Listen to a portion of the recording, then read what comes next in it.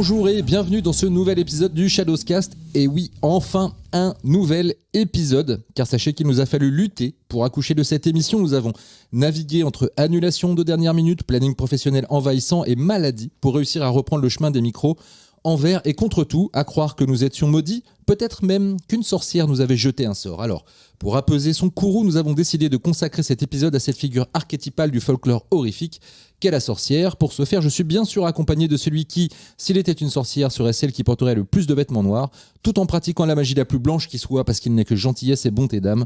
Aurélien Zimmermann, comment ça va ? Merci, ça va et toi ? Ça va, ma foi, je suis me fais très mousser content. À chaque fois, j'adore. Très content d'être enfin de retour derrière ce micro. Pareil, t'as pas perdu ton flow d'introduction en tout cas. Bonjour à tous, nous recevons aujourd'hui pour cet épisode Judith Beauvalet, a.k.a. Demoiselle d'horreur. Elle est journaliste, rédactrice, vidéaste. Salut Judith. Salut, merci beaucoup de m'accueillir. Un plaisir, ça fait très longtemps qu'on a envie que tu viennes et avec cette thématique en plus c'est plus que pertinent, donc bienvenue. J'ai évoqué un peu ce que tu fais, mais est-ce que tu pourrais te présenter pour celles et ceux qui ne te connaîtraient pas ou peu ? Alors si j'étais une sorcière, est-ce que je ferais de la magie blanche ou noire ? Oui, donc effectivement j'ai créé ma chaîne Demoiselle d'horreur il y a quelques années sur laquelle je propose des analyses de mise en scène de films d'horreur centrés sur leurs personnages féminins. Maintenant, je fais ça aussi sur Twitch et je travaille donc chez Écran Large, effectivement, en tant que chroniqueuse cinéma. Je suis aussi passée par la RTS, Radio et Télévision Suisse, et j'essaye tant bien que mal de développer mes propres projets de fiction. Oui, tu as d'ailleurs dernièrement réalisé un court-métrage qui s'appelle Les Trois Sorcières. Voilà, exprès pour être dans le thème de ce podcast. Donc, c'est dire à quel point ce podcast devient influent. Voilà, Les Trois Sorcières, c'est donc effectivement un court-métrage que j'ai tourné il y a 2 ans maintenant. C'est l'histoire de 3 jeunes femmes qui s'isolent dans une maison de campagne pour réviser leur texte de théâtre.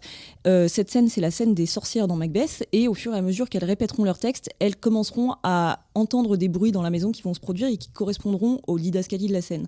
Donc c'est à la fois un hommage à Macbeth, à l'apparition des sorcières dans Macbeth, mais c'est aussi une référence à la chute de la maison Usher d'Edgar Poe, qui se termine sur cette scène que moi j'avais trouvée absolument terrifiante quand je l'avais lue la première fois, où on a deux personnages qui se trouvent dans une pièce, qui lisent une histoire, et au fur et à mesure qu'ils lisent l'histoire, il y a des bruits qui correspondent à l'histoire, qui se font entendre dans la maison et qui se rapprochent.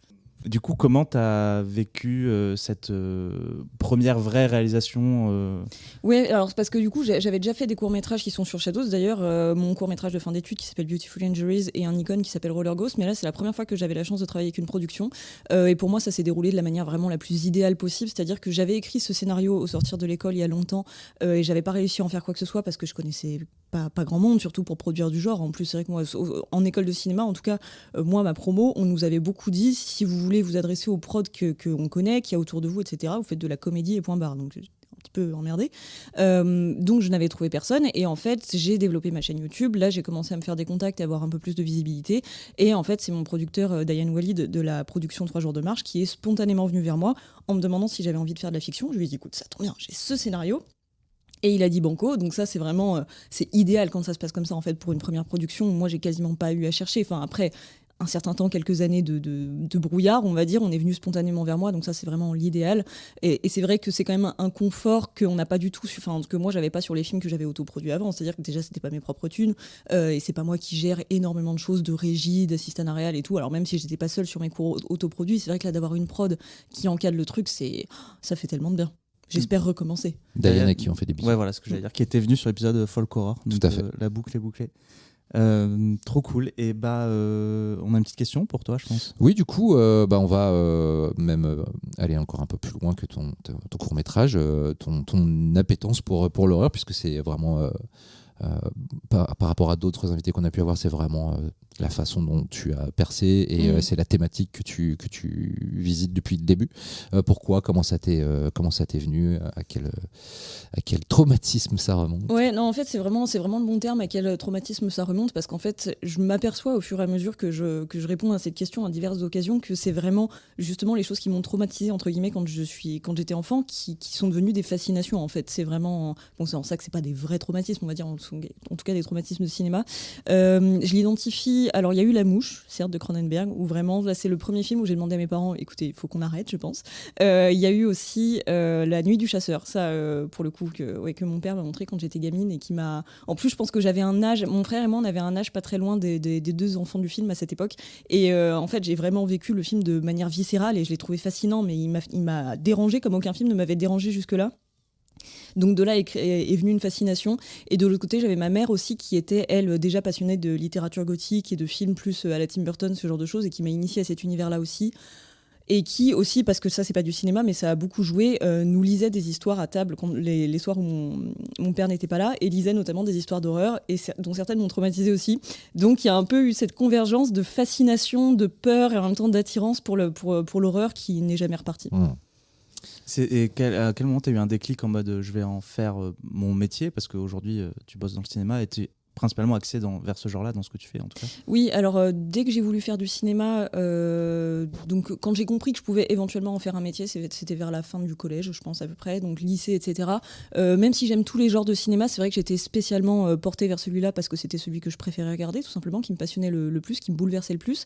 Et en fait, quand j'ai fait mon école de cinéma, donc moi, effectivement, je commençais à écrire, à penser en tout cas des projets de genre. Et pour ce qui est de passer par YouTube, en fait, c'était quand j'ai commencé à traverser cette espèce de désert professionnel au sortir de l'école où tu peux plus être payé en tant que stagiaire parce que tu es plus conventionné, mais tu n'as pas encore les contacts, donc tu fais juste rien. Je me laissais gentiment couler et j'ai un ami qui m'a dit il faut que tu fasses une chaîne YouTube. Je disais non, j'ai absolument pas envie de parler de cinéma. Moi, j'ai envie de faire du cinéma. J'étais un peu stupide. Et il m'a dit écoute, pense juste à un sujet de chaîne, t'en trouves un juste pour me faire plaisir, si t'as envie de le faire tu le fais, si t'as pas envie je te fous la paix. Et en fait j'ai pensé à ça parce que je me suis dit si je fais une chaîne YouTube il faut que je parle de cinéma, il faut que je parle de cinéma d'horreur parce que c'est là-dessus que j'aurai le plus de choses à dire, et il faut que j'ai un angle qui soit un peu féminin, féministe. Donc en fait le sujet est venu tout seul et une fois que j'y ai pensé je me suis dit mais oui en fait grave je veux le faire. Oui, tu as été, si je m'abuse, une des premières en plus à lier un petit peu la convergence de ces sujets. Alors, en tout cas, j'ai eu la chance d'être l'une des premières à être remarquée sur YouTube pour faire ça. Après, c'est vrai qu'il y a déjà des femmes qui parlaient de cinéma de genre sur YouTube. Il y avait Vidéodrome, qu'on connaît maintenant sous le pseudo de Lumi. Il y avait Laura Féjor. J'étais pas la première, mais on était quand même le début d'une certaine mouvance, on va dire. Et c'est vrai qu'en fait, c'est un sujet qui a pas mal pris. Et aujourd'hui, je pense que ça intéresse beaucoup de gens, donc c'est top. Oui, et puis ça fait partie, je trouve, à la fois dans l'industrie du cinéma et aussi justement par la parole de vidéastes comme toi et d'autres. Ça a vraiment participé à enfin laisser la place aux femmes dans l'expression du cinéma d'horreur. On a beaucoup parlé ici dans certaines émissions. Et à quel point en fait c'était absolument incroyable que ce ne soit pas le cas, et surtout tout ce que ça a apporté en matière de fraîcheur de thématique, de fraîcheur de point de vue visuel, de point de vue esthétique. Et donc merci et bravo. Très bien. Du coup, on va parler de films de sorcières. Tout à fait. Alors du coup, comme on vous l'a dit, ça fait un moment qu'on essaye d'enregistrer cette émission, on y arrive enfin, donc on est un peu en retard sur l'actu, mais à la base, ça se base sur une actu Shadows, c'est-à-dire que fin janvier, on a sorti deux exclusivités, Hérésie et Breathing In, qui sont deux films de sorcières. Le premier, Hérésie, est tout frais parce que vraiment, il est passé au pif en décembre. Et donc on l'a eu un mois plus tard, on est très très content. C'est un premier film de 1 heure, donc c'est très très court, donc vous avez vraiment pas le temps de vous ennuyer. Le réalisateur s'appelle Didier Konings, c'est un mec à la base qui est concept artiste et franchement il a de la bouteille parce qu'il a bossé sur plein de blockbusters américains, notamment la trilogie de la planète des singes, ce genre de choses, quelques Marvel aussi je crois, en tant que concept artiste. Là c'est son premier film, son background ça se sent beaucoup parce que alors la production n'a rien à voir avec un blockbuster américain, c'est vraiment un tout petit film. Lui il est néerlandais, donc c'est un film qui vient du Pays-Bas. Et son background se sent parce qu'il y a des visuels absolument à tomber. Il y a vraiment des tableaux qui font des plans qui sont des tableaux ou qui font penser aussi à des pochettes d'albums de métal, ce genre de choses. Avec un scénario assez basique mais porté par des acteurs très convaincants, notamment une actrice principale qui est ouf et qui va jouer comme ça une femme opprimée par son village parce qu'elle n'arrive pas à tomber enceinte. Et donc ça fait beaucoup penser à The Witch de Robert Eggers aussi. C'est un très beau petit premier film que je vous conseille. Tu veux dire un mot vous voulez dire un mot si vous l'avez. Judith, je sais pas si tu l'as vu. Oui, je l'ai vu. Alors pour le coup, c'est vrai que moi je l'ai trouvé très dans la suite de The Witch, effectivement. Donc je me suis un peu dit, bon, je suis pas sûre d'à quel point il apporte quelque chose à la question. Et en même temps, c'est vrai qu'il a par contre des idées visuelles que j'ai trouvées incroyables. Je vais pas en dire trop, mais vraiment la manière dont un certain homme est retrouvé à un moment donné dans la forêt, dans un certain état, je me suis dit, mais c'est brillant comme manière de représenter en fait une mort fantastique. Donc en tout cas, c'est sûr qu'il vaut le coup, comme tu le dis, pour les tableaux visuels qu'il propose.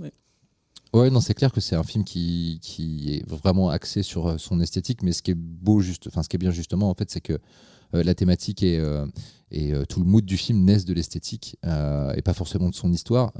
C'est pas que l'histoire n'a pas d'intérêt, c'est vrai qu'on l'a déjà vu revu, mais surtout c'est vraiment la façon dont les tableaux convoient les idées, convoient l'ambiance et convoient on va dire justement la force de cette espèce de sort en fait d'ambiance fantastique dans lesquelles les personnages sont plongés. C'est vraiment l'esthétique qui donne ça, c'est pas les dialogues, etc. Et pour ça, le film est assez fort. Je suis assez curieux de voir ce que va donner la suite de la carrière du réal. Ouais, clairement. Et le deuxième, donc, c'est Breathing In. C'est un film sud-africain réalisé par Jaco Bauer. Vous le connaissez peut-être parce que c'est pas son premier film là pour le coup. Il avait fait un film qui s'appelle Gaia. Ouais. On avait parlé à l'époque de Eco-Horror, ce film d'horreur un peu écologique, qui était pas terrible. Non, grosse déception. Ouais. Je me rappelle, je l'ai vu, je ne sais plus à quel festival d'ailleurs. Je crois que je l'ai vu au NIF. Et le premier plan, je m'étais dit, waouh. Si c'est ça tout le long, ça va être ouf. Et puis non, déjà parce que c'est assez chiant, la narration est vraiment c'est hyper brinque-ballante. décousu. Et puis il a tellement volé de trucs à The Last of Us que en fait c'est même plus de l'hommage quoi. Et c'était gênant parce que du coup le mec se reposait vraiment sur ses créatures et en fait il a rien inventé du tout. Et en même temps il les extrayait de The Last of Us pour les mettre de force dans son propre univers pour dire ce qu'il avait à dire. Et c'était brouillon. Ouais, non, c'était assez décevant. Mais je n'ai pas vu du coup Breathing In, mais apparemment c'est quand même beaucoup. Voilà, mieux. ne laissez pas du coup ces avis-là vous empêcher de voir Breathing In. C'est de la merde, regardez trouve... Désabonnez-vous de Shadows. Moi, le premier, j'aimais pas Gaia, et du coup, quand j'ai vu Breathing In, j'ai vu que c'était le rage, je suis oula. Et en fait, j'ai trouvé ça vraiment pas mal. C'est adapté d'une pièce sud-africaine pour le coup. Donc, c'est vraiment un huis clos. Donc, on sent le côté très théâtral. Mais il arrive à mettre plein d'inventivité dans sa mise en scène pour générer comme ça une ambiance très inquiétante. L'histoire, elle est assez simple aussi. C'est pendant la guerre des Boers. Et donc, on suit un soldat britannique qui va se retrouver à devoir se cloîtrer dans une maison, habitée pour se protéger de ses ennemis, habitée par une vieille femme et sa fille. Et donc, ces femmes-là sont des sorcières, et donc il va se passer des choses. Et donc il y a une ambiance très inquiétante, très feutrée comme ça qui s'installe, avec une mise en scène assez inventive pour un film qui se passe quasiment dans une seule pièce. C'est un poil longué, mais voilà, il y a un super casting aussi. C'est très intriguant. Je sais pas si tu l'as vu, Judith. Non, pas celui-là. Bon, voilà, donc on vous conseille ces deux films sur Shadows.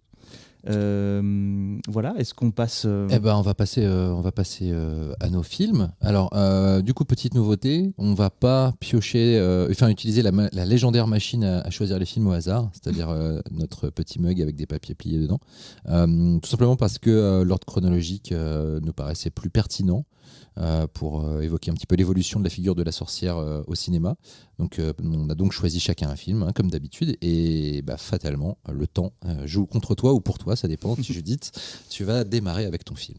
Ouais, alors moi, mon film, c'est Le Masque du démon de Mario Bava, qui est sorti en 1960, qui est un film au départ qui devait être une adaptation du conte de Nicolas Gogol, Vige, dont il existe par ailleurs de très belles adaptations.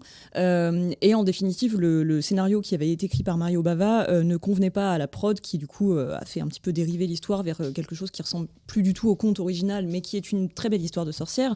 Ça se passe, enfin, je veux dire, le contexte de la préparation de ce film, c'est que à ce moment-là, la Hammer commence à connaître certains succès, notamment Le Cauchemar de Dracula. Mario Bava se dit banco, moi aussi je vais faire des films d'horreur, alors que c'était pas tellement la tendance des prods italiennes de l'époque. Mais voilà, il se lance là-dedans. Et donc, on en arrive avec ce film qui est une histoire de sorcière, mais en plus sorcière-vampire, plus ou moins, même si l'aspect qui compte le plus, c'est quand même la sorcière, on va dire, dans le film. Donc, ça se passe, la scène d'intro extrêmement impressionnante se passe au XVIIe siècle. Et on a le personnage de Barbara Steele, qui est donc condamnée pour sorcellerie, donc condamnée à mort avec son compagnon. Et en fait, elle subit ce supplice qui a été souvent mis en scène, on va dire, dans le cinéma d'horreur, qui est de se faire clouer un masque en fer avec des clous du coup à l'intérieur sur le visage, et donc c'est comme ça qu'elle meurt. Elle maudit avant de mourir les personnes qui la condamnent sur je ne sais combien de générations, et donc on se retrouve ensuite 4 siècles plus tard, je crois, quelque chose comme ça. 2 siècles. Ouais. Avec un jeune homme et son mentor qui arrivent dans un château, qui font la rencontre d'une jeune femme qui est en fait la réincarnation de cette sorcière parce qu'elle est sa descendante, et en fait la sorcière va vouloir se réincarner justement à travers cette jeune femme pour en fait tuer tout le monde autour d'elle et accomplir sa vengeance. Voilà. Et c'est un film que je trouve... donc c'est un film en noir et blanc, ce qui était une volonté d'ailleurs de Mario Bava de tourner en noir et blanc, notamment pour des questions d'effets spéciaux. D'ailleurs, les effets spéciaux du film sont assez impressionnants. Oui, parce que donc on a des histoires de masques en cire qui fondent... Alors, on voit effectivement que c'est des effets spéciaux, mais on n'empêche qu'ils sont très très beaux. Ils sont donc évidemment tous pratiques. Et en fait, tournés en noir et blanc parce qu'on a des effets de vieillissement et de rajeunissement qui sont accomplis sur Barbara Steele et qui sont faits d'une manière en fait toute bête mais extrêmement efficace, qui est que Barbara Steele avait des scarifications, des rides, etc. dessinées en rouge sur le visage. Et quand c'est éclairé aussi en rouge, mais en noir et blanc on ne le voit pas, en fait ces traces sont invisibles. Et quand la lumière passe en vert, en fait les traces deviennent très très présentes. C'était un effet spécial qui était aussi utilisé sur le Dr Jekyll et Mr Hyde de la même époque, je crois. Donc voilà, c'est un film qui a quelques longueurs. Je pense aujourd'hui il y a des aspects qui ont vieilli, mais en tout cas la scène d'intro je la trouve toujours aussi marquante, et toutes les scènes de flip, parce qu'il y a des scènes que je trouve vraiment des apparitions, que ce soit de Barbara Steele ou de son compagnon, qui sont vraiment très prenantes et qui sont fondatrices, je pense, un peu pour tout le cinéma gothique qu'on connaît aujourd'hui. Complètement, ouais. Et il y a une scène aussi, là, en le revoyant pour préparer ce podcast, je me suis dit, mais c'est fou, en fait, la scène où il y a une calèche qui vient chercher le docteur pour venir soigner le comte, je sais plus quoi. C'est vraiment ce dont s'est inspiré Coppola pour son Dracula, le moment justement où Dracula vient chercher Jonathan dans la forêt. Bref, c'est vraiment un film fondateur et que je trouve magnifique. Je vais vous laisser parler. Non. Et j'ai trouvé d'ailleurs qu'il y avait, c'est marrant, j'avais déjà vu les deux films, j'avais jamais capté. Il y a plein de ponts entre le film que j'ai choisi, dont on va parler après, et celui-ci. Mais non, oui, c'est difficile de dire du mal du Masque du démon, hein. C'est tellement une œuvre importante, et je trouve qu'il a assez bien vieilli. Alors forcément, il y a 60 ans qui sont passés, donc comme tu disais, il y a des problèmes de rythme. Je trouve qu'on est un peu trop en avance sur les personnages, sur l'intrigue. On comprend des choses avant qu'ils les comprennent, et du coup, ça met un peu de temps à arriver, et l'ennui s'installe un petit peu par moment, mais voilà, ça reste magnifique. Je trouve que les 20 premières minutes, elles sont vraiment à tomber, quoi. Ouais. Toute la scène d'intro... avec voilà, cette scène de bûcher et tout, elle est dingo, quoi. Donc non, c'est un magnifique film, et d'ailleurs il est dispo sur Shadows, et c'était toi, Laurent, qui avait fait le super texte Pourquoi voir ce film. Donc, ah bon, je pense que je me rappelle pas. Non, c'était pas toi, c'était moi. Si, c'est toi. Attends, si c'est extrêmement bien écrit, c'est toi. Il l'a jamais vu. C'est ChatGPT. Ouais, c'est ça. Ah ok, putain. Non, mais moi c'est un film que j'adore, parce que déjà Mario Bava, Bava, je trouve qu'il a traversé le cinéma de genre italien, et il l'a changé si on devait trouver un équivalent, je dirais que c'est un peu le Choyark italien. C'est-à-dire qu'il a vraiment impulsé plein de choses dans le cinéma de genre italien qui ensuite ont infusé le cinéma mondial. Et c'est quasiment le créateur du slasher avec La Baie sanglante. Et puis là, avec Le Masque du démon, c'est quand même son premier film en tant qu'officiel, puisqu'il a été réalisateur de seconde équipe et réalisateur non crédité sur pas mal de films, dont des gros films italiens, beaucoup de péplum. Mais là, c'est son premier vrai film en tant que réalisateur. Il est chef-op aussi sur le film, donc c'est pas seulement une vision de réal qui est secondée par un chef opérateur doué. Il est aussi chef-op. Il était aussi spécialiste des effets spéciaux. Enfin, c'était un magicien du cinéma incroyable. Et tout ce qu'il déploie dans le film, là, dans un premier film comme ça, de magnificence visuelle et aussi d'ambiance. Moi, je m'emmerde pas une seconde devant le film. En le revoyant là, pour le podcast, parce que ça faisait longtemps que je l'avais pas vu, c'était depuis la sortie en Blu-ray chez Arrow, donc ça date. Et je me disais, tiens, est-ce que ça prend un petit coup de vieux, parce que c'est vraiment une madeleine pour moi. Moi, je trouve pas du tout, je m'emmerde pas une seconde, parce que je trouve que même quand le récit s'enlise un petit peu dans des conventions, il y a toujours une splendeur visuelle qui est dingue. Il y a toujours Barbara Steele qui est incroyable à regarder, et pourtant elle avait pas envie d'être là, elle aime pas le film, elle aimait pas Mario Bava, elle aimait pas l'épouvante. Elle se retrouvait à faire des films en Italie. Dommage quand on est Barbara Steele de pas aimer l'épouvante. Elle se retrouvait à faire des films en Italie un petit peu contre son gré, et elle est hallucinante. Elle est à fond dans le rôle. Elle est aussi crédible dans le personnage pas si gnangnan que ça d'ailleurs, je trouve, de la princesse à part en détresse. Quelques évanouissements. Oui, voilà, et en même temps, elle dégage un truc de fou dans le rôle de la sorcière. Et pourtant, elle est la plupart du temps juste enfermée dans une tombe. Et c'est rien que son physique très particulier et la façon dont Mario Bava la filme font déjà la moitié du job, mais même elle, en fait, elle est incroyable. Son amant m'a fait penser à Bill Skarsgård dans Nosferatu. Pas faux. Ah, c'est vrai. Ouais. Mais de toute manière, le Masque du Démon, ça a infusé, ça a traumatisé Burton, ça a traumatisé Coppola. Ouais. Je pense que ça a traumatisé Robert Eggers Burton, aussi. il refait carrément la scène dans Beetlejuice. Oui. Lui, il l'a toujours dit de toute manière. 2, Il l'a toujours dit de toute manière que le Masque du Démon, c'était un truc fondateur pour lui. Et puis le film est d'une modernité visuelle hallucinante. Moi, je pense notamment, il y a un plan que je trouve toujours incroyable, c'est quand la tombe de la sorcière explose. Pour révéler toute sa puissance et tout. Enfin, t'as l'impression de voir un film Marvel avant l'heure. Non pas que les films Marvel soient l'épitome du spectaculaire, mais en tout cas, c'est un effet, je trouve, d'une grandiloquence à laquelle tu t'attends pas au tout début des années 60 dans un premier film d'un réalisateur pas encore très connu et dans un genre où en plus ce pays ne s'est pas encore vraiment illustré. Non, je trouve ça incroyable. Et puis cette vision d'une sorcière qui serait un peu vampire aussi, ça mélange des thématiques. Donc, du coup, et puis il y a aussi parfois un illogisme dont on se fout complètement. Son compagnon qui lui aussi revient du pays des morts, mais lui on sait pas trop comment. Et il revient. Il n'y a pas d'explication sur pourquoi il n'y a pas de mécanisme alors qu'elle c'est très clair. Il faut qu'elle puisse se nourrir du sang alors que lui il est là.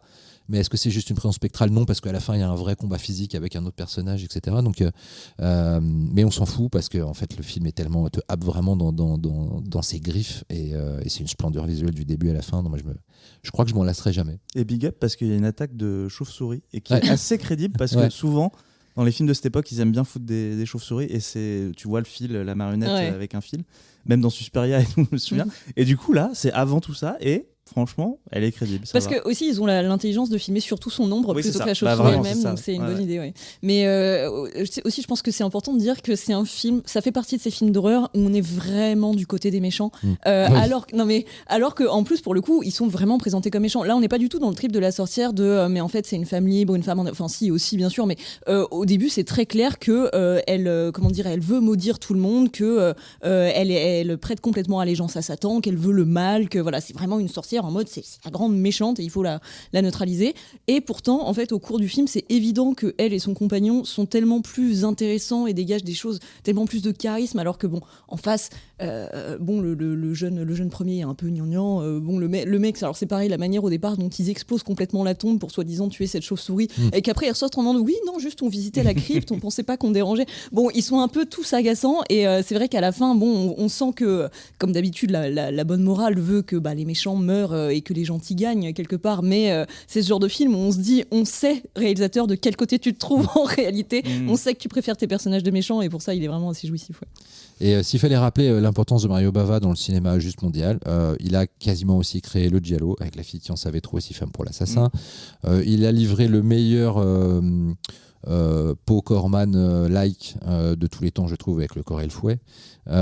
Il a juste refait Alien avant l'heure avec La planète des vampires. Et puis du coup La baie sanglante où il a quasiment inventé le slasher avec aussi L'île de l'épouvante un an avant. Voilà, donc en gros à peu près tout ce que vous aimez dans le cinéma de genre aujourd'hui. Trois visages de la peur, mais il y en a peut-être eu déjà avant, mais en tout cas mais en tout cas voilà, si vous aimez un de ces genres-là, dites-vous qu'il doit beaucoup à Mario Bava, qui était un immense réalisateur, pas que réalisateur comme on dit tout à l'heure. D'ailleurs, je crois qu'il avait aussi bossé sur je sais plus s'il avait été chef opérateur pour Argento, sur Inferno, il me semble aussi. Ou s'il avait fait les effets spéciaux, je sais plus, mais enfin voilà, il a aussi travaillé avec d'autres. Il a un fils qui était beaucoup moins doué que lui. Voilà. Lamberto. Vous avez 4 films de Mario Bava sur Shadows, donc tu les as cités. En plus, il y a La fille qui en savait trop, donc Le masque du démon, Les chiens enragés et 6 femmes pour l'assassin. Voilà. Les chiens enragés qui pour le coup était un petit peu sa façon tardive d'essayer de se raccrocher à la modernité du cinéma italien d'alors, puisque c'est un poliziotesco, j'espère que je l'ai bien dit, je crois que je n'ai jamais dit ce mot correctement une fois dans ma vie, et qui est un des meilleurs. J'adore Les chiens enragés, je l'ai vu, c'est Xavier qui était venu en parler. Tout à fait, ouais. Et ça m'a énormément rappelé un film que j'adore, qui est Devil's Rejects de Rob Zombie. Ouais. Et j'ai vu plein de ponts avec tout un pan de cinéma que j'adorais en découvrant ce film, Les chiens enragés, assez tardivement. Je me suis dit, Ah, ok, il y a ça à la base aussi. Et Je pense qu'on peut aussi compter Rob Zombie Ouais. parmi les gens qui ont été traumatisés par Mario Bava. Ouais, clairement. Donc si vous ne connaissiez pas le cinéma de Mario Bava, dépêchez-vous parce qu'il y a plein de choses extraordinaires à voir. D'autres choses un petit peu plus compliquées tout simplement parce qu'il a eu une période où il avait du mal à trouver des financements et des producteurs qui voulaient vraiment épouser ses visions. Et donc il y a eu des films comme Lisa et le Diable ou Baron Vampire qui ont été vachement retravaillés, découpés, dénaturés et qui ont souffert de tournages compliqués mais qui ont quand même de très belles choses. Et puis voilà, mais allez-y. Ah oui, Danger Diabolique aussi, comment oublier Danger Diabolique. Bref, Mario, merci pour tout. T'as galéré à choisir un film Il y en avait d'autres qui étaient en lice pour toi sur la thématique? Si tu veux, moi, les films de sorcières, c'est vrai que j'ai toujours envie de citer The Autopsy of Jane Doe, que vraiment je trouve magnifique. Et vraiment, je pense que ça fait partie des choses les plus intéressantes qu'on peut dire sur le mythe de la sorcière. C'est la manière dont, en fait, elle est davantage créée par les gens qui la redoutent que par la sorcière elle-même, entre guillemets. Donc celui-là, je l'adore et je me lasse jamais de le citer. Après, il est venu assez rapidement, encore une fois, parce que en fait, cette scène d'intro avec le masque, elle m'a tellement marqué qu'en fait, j'y pense très très souvent. Donc c'est venu assez naturellement. D'ailleurs, juste précision sur cette scène du masque, même au départ, elle devait être filmée. Il devait y avoir un plan sur l'arrière de la planche sur laquelle elle se trouve, et les clous devaient traverser cette planche pour montrer vraiment à quel point elle est transpercée de part en part. Mais donc, la scène est déjà suffisamment traumatisante sans ça. Et donc en fait, non. À part The Autopsy of Jane Doe, je me suis dit bon, je vais pas abuser, j'en parle déjà tout le temps. Sinon, c'est venu rapidement, ouais. Ok. Très bien, du coup c'est à moi. Oui. C'est ça, voilà. Alors on va changer un peu d'univers et de continent, on va sauter 12 ans après, en 1972, un certain George Romero vient de réaliser 4 ans avant, un film qui a lui aussi un peu changé le visage du cinéma de genre et du cinéma tout court, puisqu'il a réalisé La Nuit des Morts Vivants en 1968, un film, tout petit film filmé en mode guérilla. Romero était en fait un réalisateur qui travaillait surtout dans le film institutionnel et la publicité locale, vers Pittsburgh, qui est son fief. Quand il a toujours eu envie de passer à la fiction, et quand il a fallu le faire, il s'est dit le cinéma d'horreur, c'est quelque chose qui a l'air de fonctionner, qu'on peut faire pour pas très cher. Donc il a réuni $100,000 et il a fait La Nuit des Morts Vivants, qui a donc traumatisé toute une génération. Malheureusement pour lui, une erreur de copyright, de dépôt de copyright du film l'a privé de toutes les rentrées d'argent potentielles, et elles étaient énormes parce que le film a coûté $100 millions et $100,000 et a dû en rapporter quelque chose comme 40 ou 50 millions juste au moment de sa sortie, et n'a cessé après de générer de l'argent. Ce qui fait que du coup le film s'est retrouvé dans le domaine public, a été édité, multi-réédité sans que jamais lui puisse toucher de l'argent. Alors il y a eu un procès où il a réussi à récupérer un peu d'argent, mais pas énormément. Et Romero, lui, après ce succès, il n'avait pas du tout envie d'être catalogué comme uniquement un réalisateur d'horreur, et donc il a voulu aller vers d'autres genres. Il a refusé d'aller à Hollywood parce qu'il tenait plus que tout à son indépendance, donc il a décidé de rester à Pittsburgh, de ne pas répondre à l'appel des sirènes et des majors, et il a voulu faire l'opposé de La Nuit des Morts Vivants quasiment, c'est-à-dire une comédie dramatique un petit peu romantique qui s'appelle There's Always Vanilla en 1971, et qui, de son propre avis, est son pire film. C'est vrai que c'est pas un film extraordinaire, même s'il y a des choses assez intéressantes dedans. Et puis il revient un tout petit peu au genre par la bande avec le film qui nous intéresse, Season of the Witch, un film qui a connu d'autres titres, Jack's Wife, Hungry Wives. C'est un film qui raconte déjà, on va dire de quoi ça parle, le quotidien de Joan Mitchell, qui est une femme au foyer, épouse d'un businessman qui a une belle carrière mais qui est souvent absent. Et ce quotidien aliénant lui pèse de plus en plus. Et lorsqu'elle rencontre une femme qui prétend être une sorcière, mais une sorcière non pas maléfique, mais une sorcière de tous les jours qui fait des lectures de tarot, des divinations, etc. Elle est attirée par cet univers parce que d'un coup, ça lui amène une perspective différente sur la vie et sur son quotidien. Elle est aussi aliénée un petit peu par des envies justement d'autres choses différentes. Elle entame une relation adultère avec le prof de sociologie de sa fille qui doit avoir à peu près 18 ans. Le prof qui s'est aussi taper la fille, ce qui amène tout de suite quelque chose d'assez dérangeant dans cette espèce de triangle amoureux. Qui n'en sera pas vraiment un, puisque la fille va vite partir quand elle va voir que maman l'a entendu faire la chose avec le prof, et qu'en même temps maman avait l'air d'être assez émoustillée par ce qu'elle entendait. Et donc voilà, Joan a vraiment, elle est perdue dans son quotidien, elle ne sait pas qui elle est, parce qu'en fait la société ne lui permet pas de savoir qui elle voudrait être vraiment, et elle trouve dans la pratique de la sorcellerie un échappatoire qui va lui permettre peut-être d'essayer de changer sa condition. Alors Romero, lui, ça a été un film très compliqué à faire pour lui, déjà parce qu'il a perdu plus de la moitié de son budget en plein milieu de la production. Il devait avoir un budget de $250,000 et puis les financiers lui ont retiré $150,000 en plein milieu du tournage, donc il n'a pas arrêté de réécrire au fur et à mesure. Et il a tourné énormément, je crois qu'il a tourné 4 ou 5 heures de rush utilisables quasiment, et il a fini par avoir à peu près un premier montage de 2 heures, un peu plus de 2 heures. Premier montage qui n'a pas trouvé de distributeur, il a dû couper le film, il l'a ramené à 89 minutes je crois pour réussir à avoir un film qui soit distribuable. On a voulu le forcer à rajouter quelques plans pornographiques dans les quelques scènes de sexe pour que le film puisse aller dans le circuit des cinémas de minuit, et il a refusé tout net. Donc voilà, c'est un film qui a été très compliqué, qui a été mal accueilli par les critiques et qui a mis du temps en fait à s'imposer un petit peu dans sa filmographie comme un film important, alors que moi c'est vraiment un film que j'adore. Ce sera un échec bien sûr au box-office aussi, et pourtant c'est bourré de qualité. Alors déjà par son propos, c'est un film vachement en avance sur la condition de la femme dans une Amérique au libéralisme triomphant, patriarcal à 2000%, où l'homme travaille et ramène l'argent et la femme est juste censée s'occuper de l'intendance et gérer les enfants. Il y a une scène d'ailleurs qui prouve ça de façon assez directe, quand le mari, qui jusque-là avait l'air d'être un mec pas très souvent là, mais pas trop méchant, et qui d'un coup se met à battre sa femme parce que leur fille a fugué. Et donc rien que pour ça, donc le film est déjà pas mal en avance, et c'est une belle étude de mœurs, je trouve, parce que ça utilise le fantastique comme un outil disruptif du quotidien, mais en fait le surnaturel n'est jamais avéré. En fait c'est au spectateur de décider si oui ou non il voit du fantastique dans le film, et si la pratique de la sorcellerie par Johann a vraiment un effet sur sa destinée.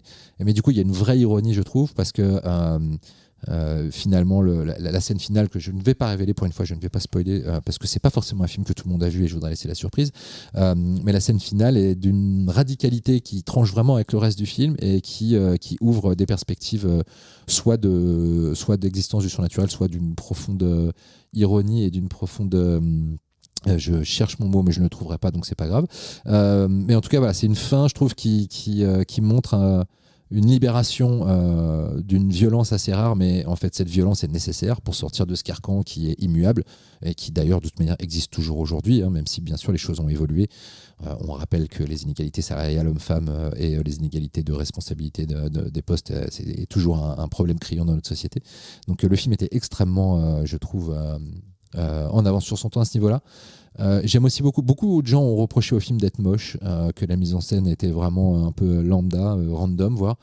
Moi je trouve que c'est un film qui illustre son univers d'une façon qui va peut-être à l'encontre des canons esthétiques qu'on a envie de voir au cinéma, mais bon, il filme un univers moche avec des gens habillés comme des culs, avec des maquillages pas possibles, qui sont persuadés d'être un peu le centre du monde, alors qu'ils sont juste des gens absolument désœuvrés dans des banlieues qui sont dénués de vie artistique, d'esthétique. En revanche, dans les scènes de cauchemar, parce qu'il y en a plusieurs et qui sont mortelles, d'ailleurs la toute première déjà elle est géniale, et en plus elle s'étire en longueur, on se dit tiens, est-ce qu'on est sorti du cauchemar? Non, on est toujours dedans. Là en revanche, c'est là que Romero montre tout de suite quand même qu'il est vraiment passé maître dans l'art de susciter le malaise et la peur avec pas grand chose, juste avec des angles de caméra un petit peu gothique comme ça, une lumière un peu plus travaillée, et puis surtout un montage, parce que Romero monte la plupart de ses films, et je trouve que le montage des scènes de cauchemar est vraiment réussi, et je trouve que du coup c'est le film une radicalité, une ambiguïté à la fois esthétique et à la fois morale, qui font que ça en fait pour moi un Romero majeur. Ça m'a beaucoup rappelé son film perdu et retrouvé il y a quelques années, The Amusement Park, où là aussi il démontrait vraiment une capacité avec vraiment pas grand chose à marier le fond et la forme pour à la fois donner une pertinence à ces thématiques et en même temps être cinématographiquement très efficace. Alors beaucoup de gens qui préfèrent Martin dans la filmographie de Romero, qui est dans une veine assez similaire, parce que c'est aussi un personnage qui est persuadé qu'il est une créature mythologique issue du fantastique, mais qui évolue dans un milieu extrêmement réaliste, et le film est là aussi filmé d'une façon assez naturaliste. Mais moi j'ai tendance à préférer The Season of the Witch, parce que je trouve que le film est plus cohérent entre le rapport en son fond et sa forme. Je trouve que Martin est un film qui a un peu tendance à partir dans tous les sens parfois, aussi parce que je trouve la figure de la sorcière plus intéressante que la figure du vampire, mais ça c'est moi que ça regarde. Voilà, moi j'ai tendance à préférer Season of the Witch, et puis enfin la façon dont le film s'intègre dans un renouvellement et une renaissance un petit peu de la figure de la sorcière, parce qu'on est dans les années 70. À l'époque aux États-Unis, Il y a des mouvements féministes qui commencent vraiment à donner de la voix et qui utilisent beaucoup la figure de la sorcière justement pour se démarquer et puis pour montrer que les femmes entretiennent un rapport au vivant qui est certainement beaucoup plus, on va dire, humain que celui qu'entretiennent les hommes qui, eux, sont plutôt plongés dans un rapport capitaliste à leur environnement. Donc voilà, le film est très cohérent par rapport à tout ça. Donc voilà, moi je trouve que Season of the Witch est vraiment un très beau film. Il faut savoir qu'il y a 2 montages du film. Le montage d'origine de Romero de plus de 2 heures est perdu à jamais, a priori. En revanche, des bandes ont été retrouvées, donc il existe un extended cut qui dure à peu près 20 minutes de plus. Je trouve pas que ce soit fondamentalement des choses qui apportent beaucoup de choses au film, si ce n'est un subplot qui est totalement absent de la version théâtricale qu'on peut voir, et qui est que l'héroïne a eu un enfant avant d'avoir sa fille, qui serait mort en bas âge, et qu'on comprend pas trop pourquoi et comment, dans quelles circonstances, mais je pense que c'est quelque chose qui amène encore plus de choses à son vide existentiel. Puisqu'on voit aussi d'ailleurs dans la scène d'intro dans le cauchemar d'intro, on voit qu'elle voit un bébé au sol, et je pense que du coup cette vision dans le cauchemar a une signification différente quand on sait qu'il y a ce subplot qui existe. Mais voilà, sachez que si vous voyez la version normale du film qui fait 89 minutes, vous perdrez rien vraiment de ce qu'il a à vous offrir, mais cette version de 20 minutes est plutôt intéressante à voir si vous vous y intéressez. Voilà, j'ai fait mon petit speech. Qu'est-ce que vous en pensez, Judith? Ouais, moi, la première fois que j'ai vu ce film, c'était il y a quelques années, et en fait, un peu comme quand j'ai découvert The Stepford Wives, j'ai été vraiment frappée de la modernité et effectivement de la radicalité du propos, et notamment effectivement d'un propos féministe. C'est avant Stepford Wives en plus. Oui, et en plus c'est avant, où je me suis dit mais waouh, en fait les films de cette époque, en tout cas les films de genre, vont plus loin que ce qu'on peut s'autoriser aujourd'hui, malgré effectivement un certain progrès qu'on est censé avoir mis en place. J'ai été vraiment frappée par sa modernité. Et alors tu vois ce que tu dis sur la manière de filmer un quotidien un peu morne, un peu terne, moi j'adore justement cette espèce d'ambiance automnale dans laquelle on sent que l'héroïne va commencer à percevoir une dimension plus intéressante et plus puissante que justement ce qui peut sembler être vraiment la médiocrité alentour, on va dire. Et donc ouais, moi il m'a vraiment frappée par sa modernité, sa poésie aussi. Et là c'est vrai que c'est hyper intéressant la comparaison avec le Bava, où là on passe de la sorcière purement maléfique, purement entité, voilà, puissante, magie noire, etc., à en fait la sorcière plus, effectivement comme tu dis, du quotidien, avec un angle plus féministe, où en fait là la sorcellerie est retournée pour n'être finalement, être aussi quelque part une puissance du mal, mais surtout un mal qui naît d'un mal plus insidieux, plus profond, qui est effectivement la société capitaliste dans laquelle les personnages vivent. Et donc là, ouais, on passe sur la sorcière féministe, et je trouve ça très intéressant qu'elle apparaisse à cette époque, un petit peu après la révolution sexuelle, où on pense justement qu'on a eu droit à une certaine liberté, révolution, une libération aussi de la femme, et en fait vraiment pas tant que ça. Donc là, c'est un peu le contrepoint de ça, et ce regard très cruel porté sur ce quotidien qui n'est pas du tout aussi beau, en tout cas pour les femmes. Et je le trouve extrêmement pertinent et très très poétique à ce niveau-là. Ce film, il m'avait beaucoup marqué pour ça. Ouais. Ouais, moi aussi j'adore le film, j'étais très très content là de le revoir pour l'émission. En fait, je trouve que Romero il est vraiment touchant et fort quand il parle des opprimés, il le fait très souvent, que ce soit plus symbolique avec ses films de mort-vivant ou plus frontal comme là, ou comme avec Amusement Park où il parlait des personnes âgées, et c'était très très juste et très touchant aussi. Et en fait il veut parler de ceux dont on parle jamais, et donc là en l'occurrence voilà, la femme au foyer qui entre guillemets a tout pour elle, mais en fait qui est complètement malheureuse. Et puis en fait tous ces cauchemars qui ponctuent le film, je trouve que de plus en plus le film avance, plus on ne sait pas ce qui fait partie du cauchemar ou de la réalité, parce que les deux se mélangent, et que sa vie, même si effectivement elle a rien de entre guillemets dramatique, mais en fait si, il nous montre en quoi une vie rangée peut être violente, et peut être triste, et peut être déprimante. Ouais, une vie vide, ouais. En fait. Ouais, c'est ça. Et je trouve que Jane White, elle est vraiment incroyable dans le rôle, elle est très très touchante, et on a tout le film de son point de vue, et ça c'est vraiment une force, je trouve. Et puis moi il y a cette scène où elle décide un peu de reprendre sa vie en main via la sorcellerie, où elle va aller acheter un peu des trucs pour faire des potions, pour faire des incantations, un peu du matériel, et avec ce morceau Season of the Witch d'ailleurs de Donovan, qui est trop trop bien, et qui a été écrit pour le film, je crois d'ailleurs. Ah, c'est possible. Je crois bien. Et il est trop bien ce morceau, et vraiment c'est juste elle qui achète des trucs dans un shop, mais il y a une espèce de puissance qui se dégage. Tu vois que son regard il a changé, c'est à ce moment là où vraiment elle change, et tu vois que voilà, elle décide de faire autre chose de sa vie et d'utiliser ce moyen là. Et après ça, ça va pas tout arranger, mais en tout cas, elle va retrouver une sorte de sérénité pendant un temps du moins, mais elle va avoir des bâtons dans les roues mis par ce mec, le personnage le plus insupportable du film, qui est le prof là. J'ai envie d'étrangler à chaque fois, par son mari, jusqu'à ce final libérateur. Et qu'est-ce que je voulais dire C'est marrant, j'adore j'arrive pas à voir le personnage du prof comme un personnage fondamentalement négatif. Alors bien sûr, c'est un mec qui profite, mais en même temps, je trouve qu'il vend jamais autre chose que ce qui, enfin, tu vois, il promet rien. Oui, je dis pas qu'il est 100% mauvais, tu vois, mais il est agaçant, quoi, parce qu'il croit avoir tout compris. Oui, et puis c'est vrai que la scène où il fait croire à une des amies de l'héroïne qu'elle va fumer un spliff, alors que c'est du tabac. Alors que c'est du tabac est assez cruelle, mais en même temps, elle est intéressante parce que en fait, elle encapsule ce que veut dire le film, c'est-à-dire que à partir du moment où tu crois quelque chose, et ça peut marcher. Et c'est pareil, toute la sorcellerie que Joanne met en place, on sait jamais si ça marche vraiment ou pas, on peut l'interpréter, mais elle en tout cas elle y croit, et donc pour elle ça marche. Parce que la dimension tragique que je trouve intéressante dans le film aussi, c'est un peu cette manière de dire ok, en fait là quelque part on nous montre une certaine forme de libération, et en même temps on part d'une situation qui est tellement pervertie que cette libération elle est quand même aussi pervertie d'une certaine manière, c'est-à-dire que le personnage de la fille par exemple, elle par la libération de sa mère, elle va juste dérouiller en fait, parce qu'elle se retrouve face à sa mère qui en gros se masturbe en l'écoutant faire l'amour avec son gars, enfin, c'est un peu perturbant, et effectivement je vais pas spoiler le final non plus, mais la fille elle va forcément pas en ressortir indemne non plus, donc elle, on se doute qu'elle va ressortir de là complètement traumatisée, donc on a un peu ce côté genre la libération, mais en fait ça passe vraiment par une libération individualiste. Et en même temps, la société, le contexte font que c'est difficile de faire autrement. Donc, il y a quand même ce propos tragique, on va dire, qui perdure et qui est loin d'être que positif à la fin, au contraire.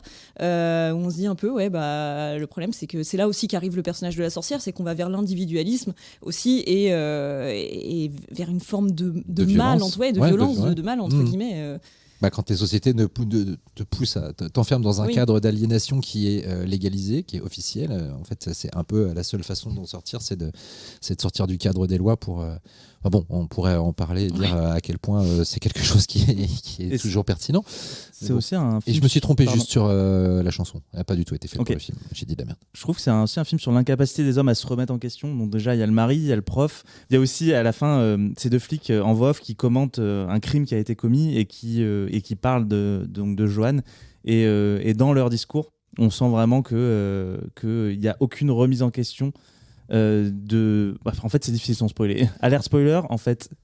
Avancez de quelques secondes si vous voulez pas être spoilé de la fin, mais à la fin donc elle tue son mari pour se libérer de lui, et donc il y a deux flics qui commentent le crime, et on sent qu'ils remettent à aucun moment en question pourquoi elle a fait ça. C'est vraiment en mode pauvre mec, il s'est fait tuer par, je suis sûr c'est sa femme et tout machin, elle est trop tub et tout, donc c'est jusqu'au bout c'est intéressant là-dessus.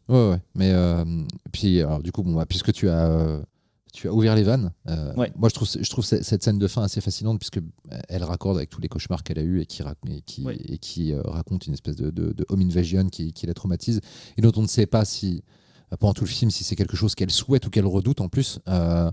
Même jusque le dernier cauchemar, juste avant la scène finale, se termine par un nom où elle hurle au réveil, et on ne sait pas si c'est un nom parce qu'en fait, elle se réveille avant que se passe ce qu'elle redoute, c'est-à-dire de se faire violer, ou si c'est parce que elle crie un nom de refus. Donc on ne sait pas si elle enfouit une pulsion sexuelle, ou si elle, enfin voilà. Et donc je trouve que c'est assez brillant d'ambiguïté.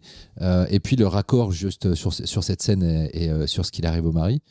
Fait que plane le doute de est-ce qu'elle était encore dans son rêve à ce moment-là, est-ce qu'elle l'a fait sciemment, est-ce qu'elle a elle-même appelé de ses voeux grâce à la sorcellerie cette situation qui va lui permettre de s'en sortir, ou est-ce qu'elle a juste ça planifié tout ça très froidement. En fait, il n'y a même pas que deux pistes analytiques possibles, il y en a beaucoup plus que ça, et en même temps on a assez peu de doutes quand même à la fin, quand elle est intronisée dans l'ordre des sorcières, et où on se rend compte quand même qu'elle était certainement très en maîtrise de ce qu'elle a voulu créer et susciter, et de la façon dont elle a réussi à trouver une libération. Et en même temps, à la fin, tu parlais justement de cette violence, et je pense que le personnage en est conscient, parce que le tout dernier plan du film, quand elle dit « je suis une sorcière », et qu'elle a une espèce de sourire, et puis après ce sourire disparaît, et on sent qu'elle est quand même en train de se dire qu'elle a dû aller à des extrémités assez fortes pour réussir à obtenir cette libération, et que c'est pas quelque chose dont elle sort fière d'elle-même. Donc non, Être libre n'est pas forcément être heureux, quoi. Voilà, ouais. Non, c'est vraiment un film assez puissant et vraiment trop souvent ignoré, je trouve, dans la carrière de Romero, qui est déjà de toute manière vachement vampirisé par ses films de mort-vivant, donc dévoré plutôt.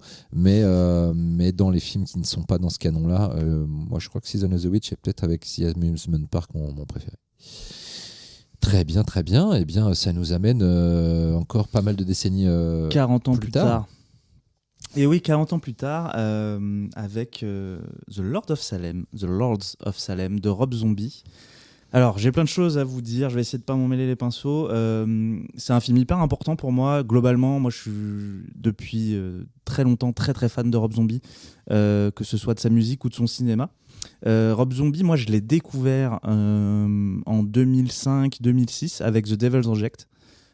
Qui est toujours aujourd'hui un de mes films charnières dans ma filmographie, un de mes films vraiment préférés. Et du coup, à partir de là, j'ai bouffé tous ces disques. Et en fait, Rob Zombie, voilà, à la base, c'est un musicien, donc il a commencé avec un groupe de rock qui s'appelle White Zombie, et après avec une carrière solo qui s'appelle Rob Zombie du coup et donc avec des titres d'albums aussi géniaux que Venomous Rat, Regeneration, Vendor, The Electric Warlock, Acid Witch, Satanic Orgy Celebration Dispenser et The Lunar Injection, Kool-Aid Eclipse Conspiracy. Désolé pour mon accent horrible. Non, bon, en tout cas, il est vraiment très fort. Mais je voulais absolument citer ces titres. Donc Rob Zombie, voilà, il a grandi dans le Massachusetts. Il est né en 1965. Il avait des parents qui étaient forains. Et ça va beaucoup influencer aussi son univers. Et donc voilà, il a un univers comme ça entre musique métal et horreur qui moi m'a parlé immédiatement, bien sûr, quand je l'ai découvert. Un peu dans le même genre, il y avait ce groupe aussi Wednesday 13 à la même époque qui me parlait beaucoup. Donc ça réunissait un peu et le style musical que je préfère et le genre de film que je préfère. Donc voilà, tout ça pour vous dire que je suis devenu assez fan du mec assez vite. Et donc bref, voilà. Donc Lord of Salem, c'est un film qu'il réalise en 2012. Donc avant ça, il a commencé déjà, il a une carrière cinéma déjà bien établie. Et on va dire que même Lord of Salem, c'est un peu pas le début de la fin, c'est un peu extrême, mais là où sa carrière va commencer vraiment à redescendre, alors que jusque-là, il faisait que monter. Parce que Rob Zombie, en 2004, il réalise La Maison des Mille Morts. Donc le projet, donc c'est son tout premier long métrage. Il avait réalisé beaucoup de clips de musique pour son groupe. Mais voilà, premier long métrage. En fait, c'est Universal qui lui commande un film parce que à l'époque, il bossait sur un projet de maison hantée, d'attraction de maison hantée pour le parc Universal Studios. Et donc, ça se passait plutôt bien. Ils lui disent, si t'as pas un script ou quoi dans la poche, on peut peut-être produire ton premier film. Et il n'en avait pas spécialement, mais du coup, il leur sort une idée comme ça, un peu de scénar qui sort de sa tête. Il leur dit oui, j'ai un scénar et tout, ça parle de ça. Ils aiment l'idée, alors qu'il n'avait pas de scénar. Donc après, il écrit ce scénar de La Maison des Mille Morts. Et quand Universal commence à voir un peu, donc le tournage commence et tout, comme il commence à voir les premières images, il commence à voir ce que ça donne, ils lui disent oulala, tu vas te calmer, on veut pas de ça, parce que c'était vraiment, il est à la fond, c'est hyper vénère, c'est hyper méchant. Et donc Rob Zombie, donc Universal le lâche, commence à lui mettre des bâtons dans les roues de ouf. Donc Rob Zombie, on a marre, il dit vas-y, on arrête. Il rachète les droits du film. Je crois qu'il était fini de tourner quasiment. Et il va les revendre. Il va retrouver un acheteur chez Lionsgate qui va lui dire mais vas-y, fais ton film comme tu veux. Finis ton film comme tu veux. T'as le fan cut et tout. Donc il arrive finalement à faire ce premier film, La Maison des Mille Morts, qui est une sorte d'hommage bariolé à Massacre à la tronçonneuse et à tout un cinéma d'horreur des années 70.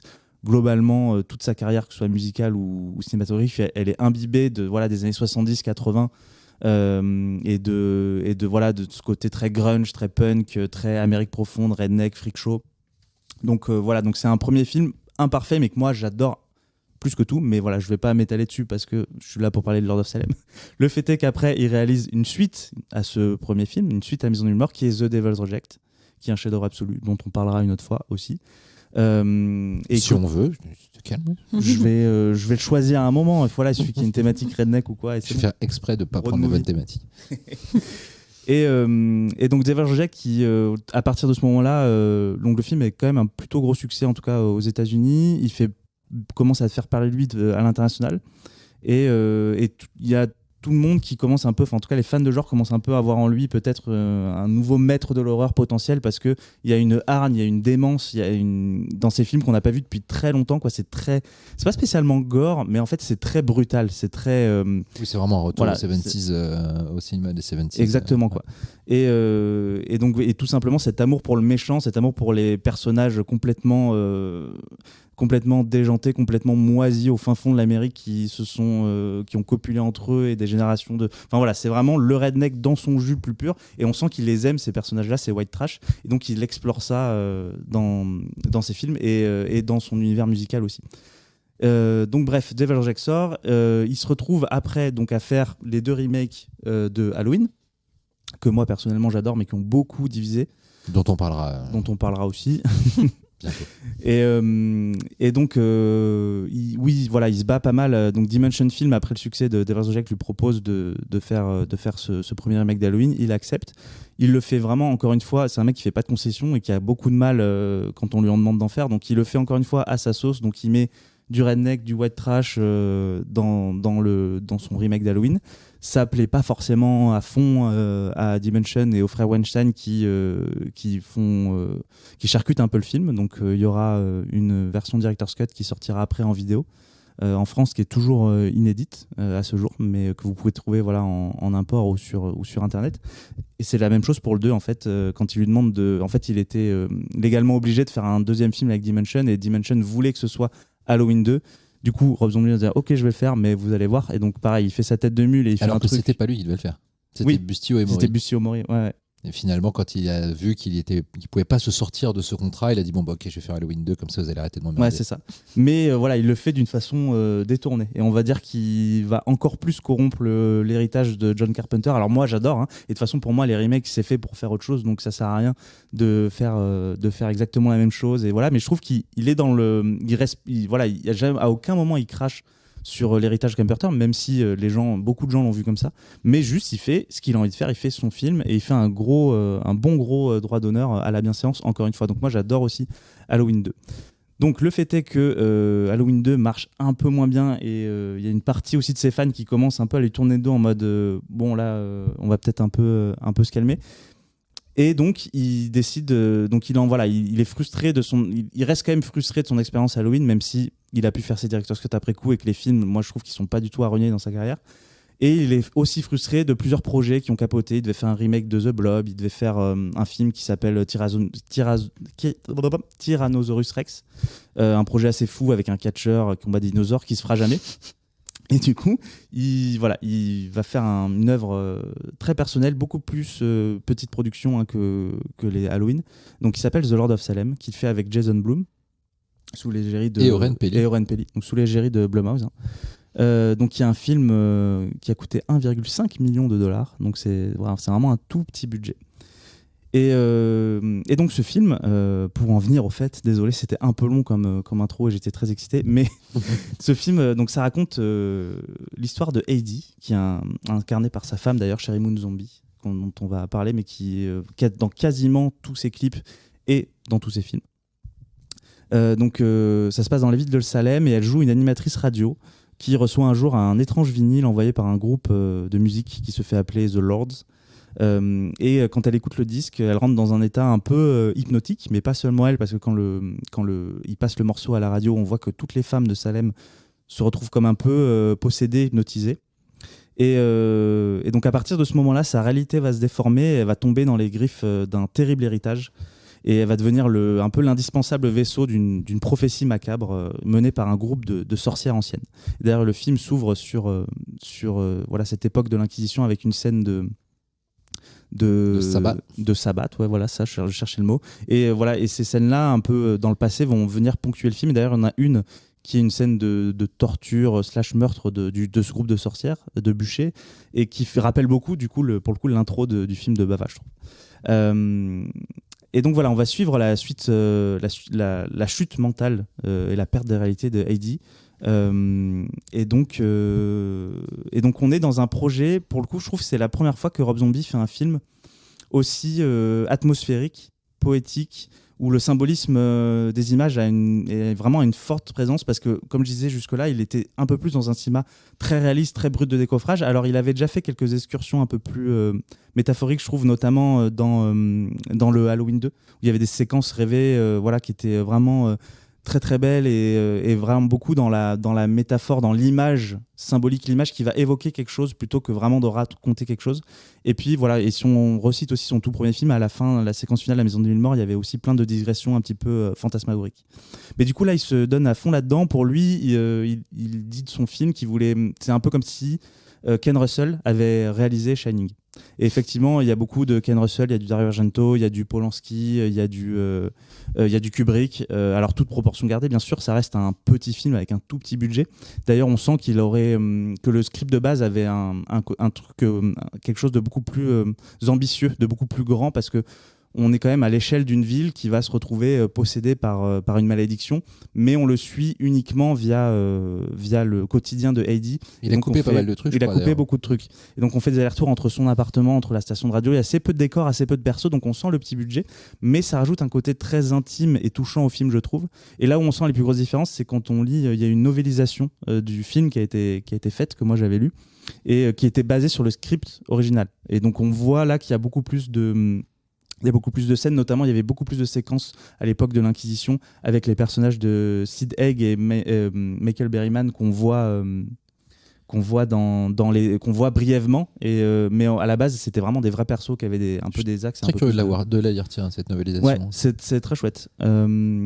Et donc voilà, ça reste un petit film, moi, que je qualifierais un peu à mi-chemin entre l'Elevated Horror et le Délire bis. C'est aussi le film qui est le plus imprégné, je trouve, de sa carrière musicale, dans le sens où il y a un côté assez clipesque, un côté assez avec des images très très symboliques, notamment à la fin on tombe vraiment dans une frénésie folle d'images et de symboles qui se mélangent, de passé, de présent, de rêve, de réalité.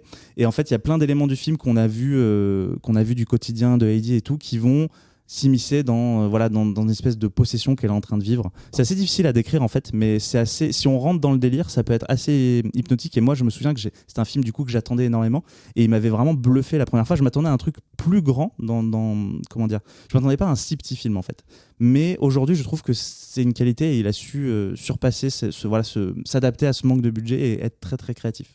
Pour finir, qu'est-ce que je peux vous dire de plus? La musique du film est super. Le score est composé par John Five, qui est son guitariste du groupe, et qui est un super musicien. Et les morceaux, comme toujours, les morceaux utilisés dans le film, les morceaux préexistants, je veux dire, sont toujours incroyables, avec du Velvet Underground, pas mal notamment. Le thème du morceau, et le thème, le Salem, thème là, principal, sur le vinyle est génial. Et génial, je l'avais mis en sonnerie. Obsédant, quoi. Et comme toujours chez Rob Zombie, on a un casting génial, à la fois d'habitués de sa filmographie, parce qu'il y a toujours les mêmes qui reviennent dans ce film, notamment j'ai cité sa femme Sherry Moon Zombie, mais aussi Ken Foree qui est tout le temps là, Jeff Daniel Phillips qui est souvent là aussi. Et puis on croise plein de gueules mythiques du cinéma, d'horreur des années 70. On a un trio de sorcières notamment de son immeuble, donc qui sont un peu en fait c'est sa gardienne d'immeuble et slash proprio qui invite ses sœurs, et en fait on sent que il y a un dessin un peu plus sombre derrière ces trois bonnes femmes, et on se rend compte assez vite que c'est des sorcières et qu'elles sont là aussi, elles œuvrent dans ce projet qu'on capte jamais vraiment à 100% ce qui se passe, mais qu'il y a un espèce de dessin inéluctable qui se dessine autour d'elles, et qu'il y a un retour d'un mal qui va venir. Et du coup elles font partie de ça, donc c'est notamment Dee Wallace, Judy Geeson et Patricia Quinn, donc voilà, trois actrices mythiques. Rocky Horror Picture Show, il y a du Carpenter aussi, il y a Drillington Place, et puis Dee Wallace, sur Le Mans, Meg Foster aussi qui joue la vieille sorcière. Ouais, mais Meg Foster, elle est flippante tout le temps. Ouais. Elle a toujours été flippante, même dans un épisode de Code Quantum, je me rappelle, elle me faisait flipper. Ouais. Et même c'est elle qui joue dans Allô Maman ici bébé, je crois. Et il me semble, et même là, je trouve qu'elle était flippante parce qu'elle a un regard d'une intensité. Et puis elle a une voix incroyable, rocailleuse, vraiment, elle est terrifiante. Tu sais, la première fois que j'ai vu le film, j'avais même pas reconnu. Ouais. Je me suis dit, mais qui c'est cette actrice de fou? Et quand j'ai regardé, je me suis dit, ah mais c'est elle. Et non, mais elle est incroyable. Et puis il y a Bruce Davison aussi qui jouait dans Willard, et qui a joué aussi dans un autre film de sorcière qui s'appelle La Chasse aux sorcières de 2006 avec Winona Ryder et Daniel Day-Lewis, qui est pas mal. Bref, moi c'est un film que j'adore. Il n'est pas parfait, il a des petits problèmes de rythme, il y a des fois il est vraiment... On sent qu'il se fait... On sent que c'est un peu des fois l'esthétique au-dessus de la substance, tu vois, mais en fait je trouve pas tant que ça. Et en fait pour moi c'est un film vraiment qui nous dit que quand les graines de la haine elles sont semées, elles vont forcément faire pousser quelque chose d'horrible et ça va forcément te revenir dans la tête. Alors elle, Heidi, on va comprendre un peu pourquoi elle est la cible de tout ça. C'est pas vraiment de sa faute, mais c'est un héritage qu'elle porte. Et quand je dis les graines de la haine, c'est vraiment l'oppression qu'ont subi toutes ces femmes accusées de sorcellerie, tout ça et tout, plus que voilà, les sorcières en elles-mêmes qui, certes, apportent le mal, mais voilà, on l'avait vu venir aussi. Et donc voilà, quelque chose d'intéressant qui parle du cinéma de zombie, je trouve, c'est que lui, il a dit qu'il voyait un peu ce film comme une préquelle assez Halloween. Alors c'est un peu bizarre de dire ça, mais en fait je pense que ce qu'il veut dire c'est que le mal il reviendra toujours, le mal il fait partie de nous et il peut naître de là où on s'y attend le moins, donc dans Halloween par exemple d'un enfant. Voilà, je me suis un peu parti dans tous les sens, mais j'adore ce film. C'est ta passion qui parle. Ouais. Alors non, a priori elle n'a pas joué dans Album SUV, mais j'étais persuadé de l'avoir vu dans une comédie américaine un peu basique et qui m'avait déjà fait flipper. Voilà, bref. Écoute, moi je suis vraiment contente d'avoir eu l'occasion de découvrir ce film parce que même si évidemment je connaissais de nom parce que je suis collègue de Mathieu Jaborska qui ne jure que par C'est pour ça qu'on s'entend bien. Voilà. Parce que justement, pour le coup, moi, Rob Zombie, j'étais pas spécialement fan. The Devil's Reject, voilà, pardonnez-moi, mais c'était pas tant mon truc. C'est Halloween non plus. Donc c'est vrai que The Lords of Salem, j'y serais pas allée naturellement, on va dire. Et en définitive, ça a vraiment été une bonne surprise, même si je dis pas que ça deviendrait mon film préféré. J'ai beaucoup aimé cette espèce de portrait d'une nana qui, et là, c'est cool que quelque part, je pense pas que ce soit une contrainte, mais justement, qui s'astreigne à filmer sa femme parce qu'elle correspond pas spécialement au type de jeune héroïne hollywoodienne, voilà, et on a un profil qui change et qui fait beaucoup plus authentique et en plus qui est représenté comme un personnage justement qui a un look déjà un peu gothique, un peu punk, voilà, et d'habitude dans les films ça, c'est des codes qui sont associés aux méchants, surtout pas aux victimes justement des maléfices qui se jouent. Donc là, on a quelque chose en fait, je sais pas, ouais, crédible, authentique. Et comme tu dis, c'est vrai que moi j'adore les thématiques comme il y avait dans Mario Bava, à un moment donné, tu as condamné quelqu'un à tort ou tu as condamné quelqu'un à une mort violente. Et en fait, à partir de là, tu vas te retrouver maudit sur des générations sans même en avoir conscience. Et effectivement, cette idée qu'il y a un héritage de la haine, un héritage de la douleur qui se perpétue sans que tu en aies conscience, mais qui est quand même ancré en toi et que tu vas finir par le subir. Moi, j'adore ce genre de thématique, vraiment, les choses qui traversent, les sentiments qui traversent les époques, comme ça me fascine. Donc ça, j'ai trouvé ça passionnant. Et même en termes de visuel, effectivement, il y a des choses que j'ai trouvées magnifiques. Alors c'est aussi bien l'apparition dans sa cuisine qui fait super flipper, à un moment donné, la femme qui est nue debout sur son comptoir, elle la voit même pas, mais l'espèce de dieu bébé dégueulasse, ou alors justement le truc qui naît à la fin, l'espèce de racine de mandragore vivante, là. En fait, il y a plein d'idées visuelles qui sont très dérangeantes et en même temps qui transporte un peu ce propos tragique qui se joue autour de cette nana qui choisit rien finalement, qui a pas décidé tout ce qui lui arrive, qui jusque-là a flirté avec des univers un peu sombres, mais vraiment qu'en termes d'esthétique, quoi. Et là, qui se retrouve plongée dans la réalité de la chose malgré elle. Ouais, j'ai trouvé ça hyper... à la fois effrayant et en même temps hyper touchant. Enfin, moi, je trouve que ce personnage est hyper touchant. Et puis voilà, ça se passe à Salem avec cette espèce d'héritage. Et en même temps, du coup, c'est quelque part de la sorcellerie et en même temps aussi un peu une secte et plein de choses un peu dérangeantes qui se jouent autour de ça. J'ai trouvé ça très chouette et les personnages secondaires aussi, au-delà du fait que les trois voisines, enfin les trois sœurs, elles sont effrayantes et que là aussi, moi j'adore qu'on traite les sorcières par trinité, donc effectivement ce que j'ai fait dans mon court-métrage à bien plus petite échelle, mais avec cette espèce d'héritage des trois sorcières de Macbeth, je trouve que c'est toujours une belle symbolique. Et donc, elles sont effrayantes et en même temps, elles sont fascinantes. Elles jouent effectivement très très bien. Et là, on voit que Rob Zombie adore ces personnages secondaires, qu'il leur donne la part belle. Et même ses collègues de radio à elle, je trouve qu'ils sont, pour le peu qu'on les voit, ils sont très bien écrits, ils sont touchants, ils sont bien interprétés. Et ce final, avec cette espèce d'image complètement christique assez fascinante, qui, je pense, encore aujourd'hui... inspire pas mal de gens. Enfin, tu vois, ça m'a fait penser aussi à Immaculée, par exemple, ce genre de choses. Ouais, en fait, ça a été une très bonne surprise pour moi, alors que je m'y attendais pas spécialement, quoi. Effectivement, la musique, elle est vraiment entêtante. Ouais. Et t'as l'impression que c'est un thème, c'est un type de thème que t'as entendu dans pas mal de films d'horreur. Moi, ça m'a fait un peu penser aux compositions de Sleepy Hollow. Enfin, mais en tout cas, c'est quelques notes qui sont vraiment symboliques de toute une culture de l'horreur. Et en fait, ça te plonge tout de suite dans une sorte de bad et en même temps fascinant. Enfin, ouais, ça a été une chouette surprise pour moi. Bah, je suis très content que tu aies aimé. Et un truc que j'ai pas dit aussi, c'est que il y a un parallèle qui est fait parce qu'elle a un passé d'addict, de drogue addict. Ouais. Et du coup, entre cette possession qui prend part d'elle et ce démon de la drogue qu'elle a en elle, il y a un parallèle qui est intéressant qui est mis en place. Oui, l'idée qui est un peu une noirceur, tu sais à la fois que c'est mauvais pour toi et en même temps tu peux pas t'empêcher de plonger dedans, quoi. Ouais. Ça a été tourné à Salem d'ailleurs. Oui, ça a été tourné à Intégralement Salem. tourné à Salem. Mais qui nous a dit qu'il était allé à Salem et qu'il avait adoré Taous, voilà, tout à fait, avec le coup de Taous qu'on embrasse, qui nous disait que justement que la ville est vraiment une espèce de Disneyland Halloweenesque, à ciel ouvert, quoi. Enfin, que toute la ville est vraiment dans le délire à fond et que c'est du coup une ville assez géniale à visiter. Ça m'a donné beaucoup envie d'y aller, surtout que c'est très beau. Alors moi, je partais un peu à reculons parce que j'ai beau adorer Rob Zombie, c'était loin d'être mon film préféré de lui, en tout cas la première fois que je l'ai vu, où je trouvais que le film partait vraiment dans tous les sens et sans vraiment de rythme, etc. Je pense aussi que j'en attendais quelque chose de différent à l'époque. Quand j'ai découvert, j'attendais un truc plus rentre dedans. Et donc j'étais très content déjà de le revoir parce que je me disais maintenant que moi j'ai un petit peu grandi, je suis un peu moins débile, peut-être que je vais rentrer un petit peu plus dans le délire du film. Et ça a été le cas, même si je trouve qu'il reste quand même encore des problèmes de rythme. Je trouve que le film manque à un moment donné de scènes plus incarnées dans ce qui arrive au personnage. Tout n'est qu'atmosphère et tout n'est qu'ambiance et tout n'est qu'esthétique finalement dans ce qui lui arrive. Il y a un moment donné où pour moi ça manque juste de dramaturgie en fait dans ce qui se passe, si ce n'est peut-être finalement la scène où les trois sorcières se débarrassent de Bruce Davison, et en même temps je trouve que c'est une des scènes les moins réussies parce que tu sens qu'à un moment donné Bruce Davison, à mon avis, il n'était pas là, et d'ailleurs c'est vrai qu'il a dû partir. Il avait un conflit de tournage, mais déjà c'était pas lui qui était censé jouer le rôle, etc. Ça a été le tournage a l'air d'avoir été un beau bordel. Et du coup, alors, ça a un impact sur la scène puisque finalement sa mise à mort, et surtout le plan qui révèle son cadavre avec un vieux drap sur la tête, parce qu'en fait c'était pas lui qui pouvait pas être là. Enfin voilà, il y a plein de petites choses comme ça qui fonctionnent mal dans le film, mais en revanche, débarrassé des attentes que j'avais à l'époque, j'ai trouvé que le film avait une cohérence esthétique globale et un basculement dans le surréalisme qui m'a beaucoup rappelé le Argento de la grande époque. J'ai beaucoup pensé à Suspiria dans l'ambiance globale du film, de cette personne qui est au milieu d'un environnement qui lui est hostile mais qui ne s'en rend pas compte en fait.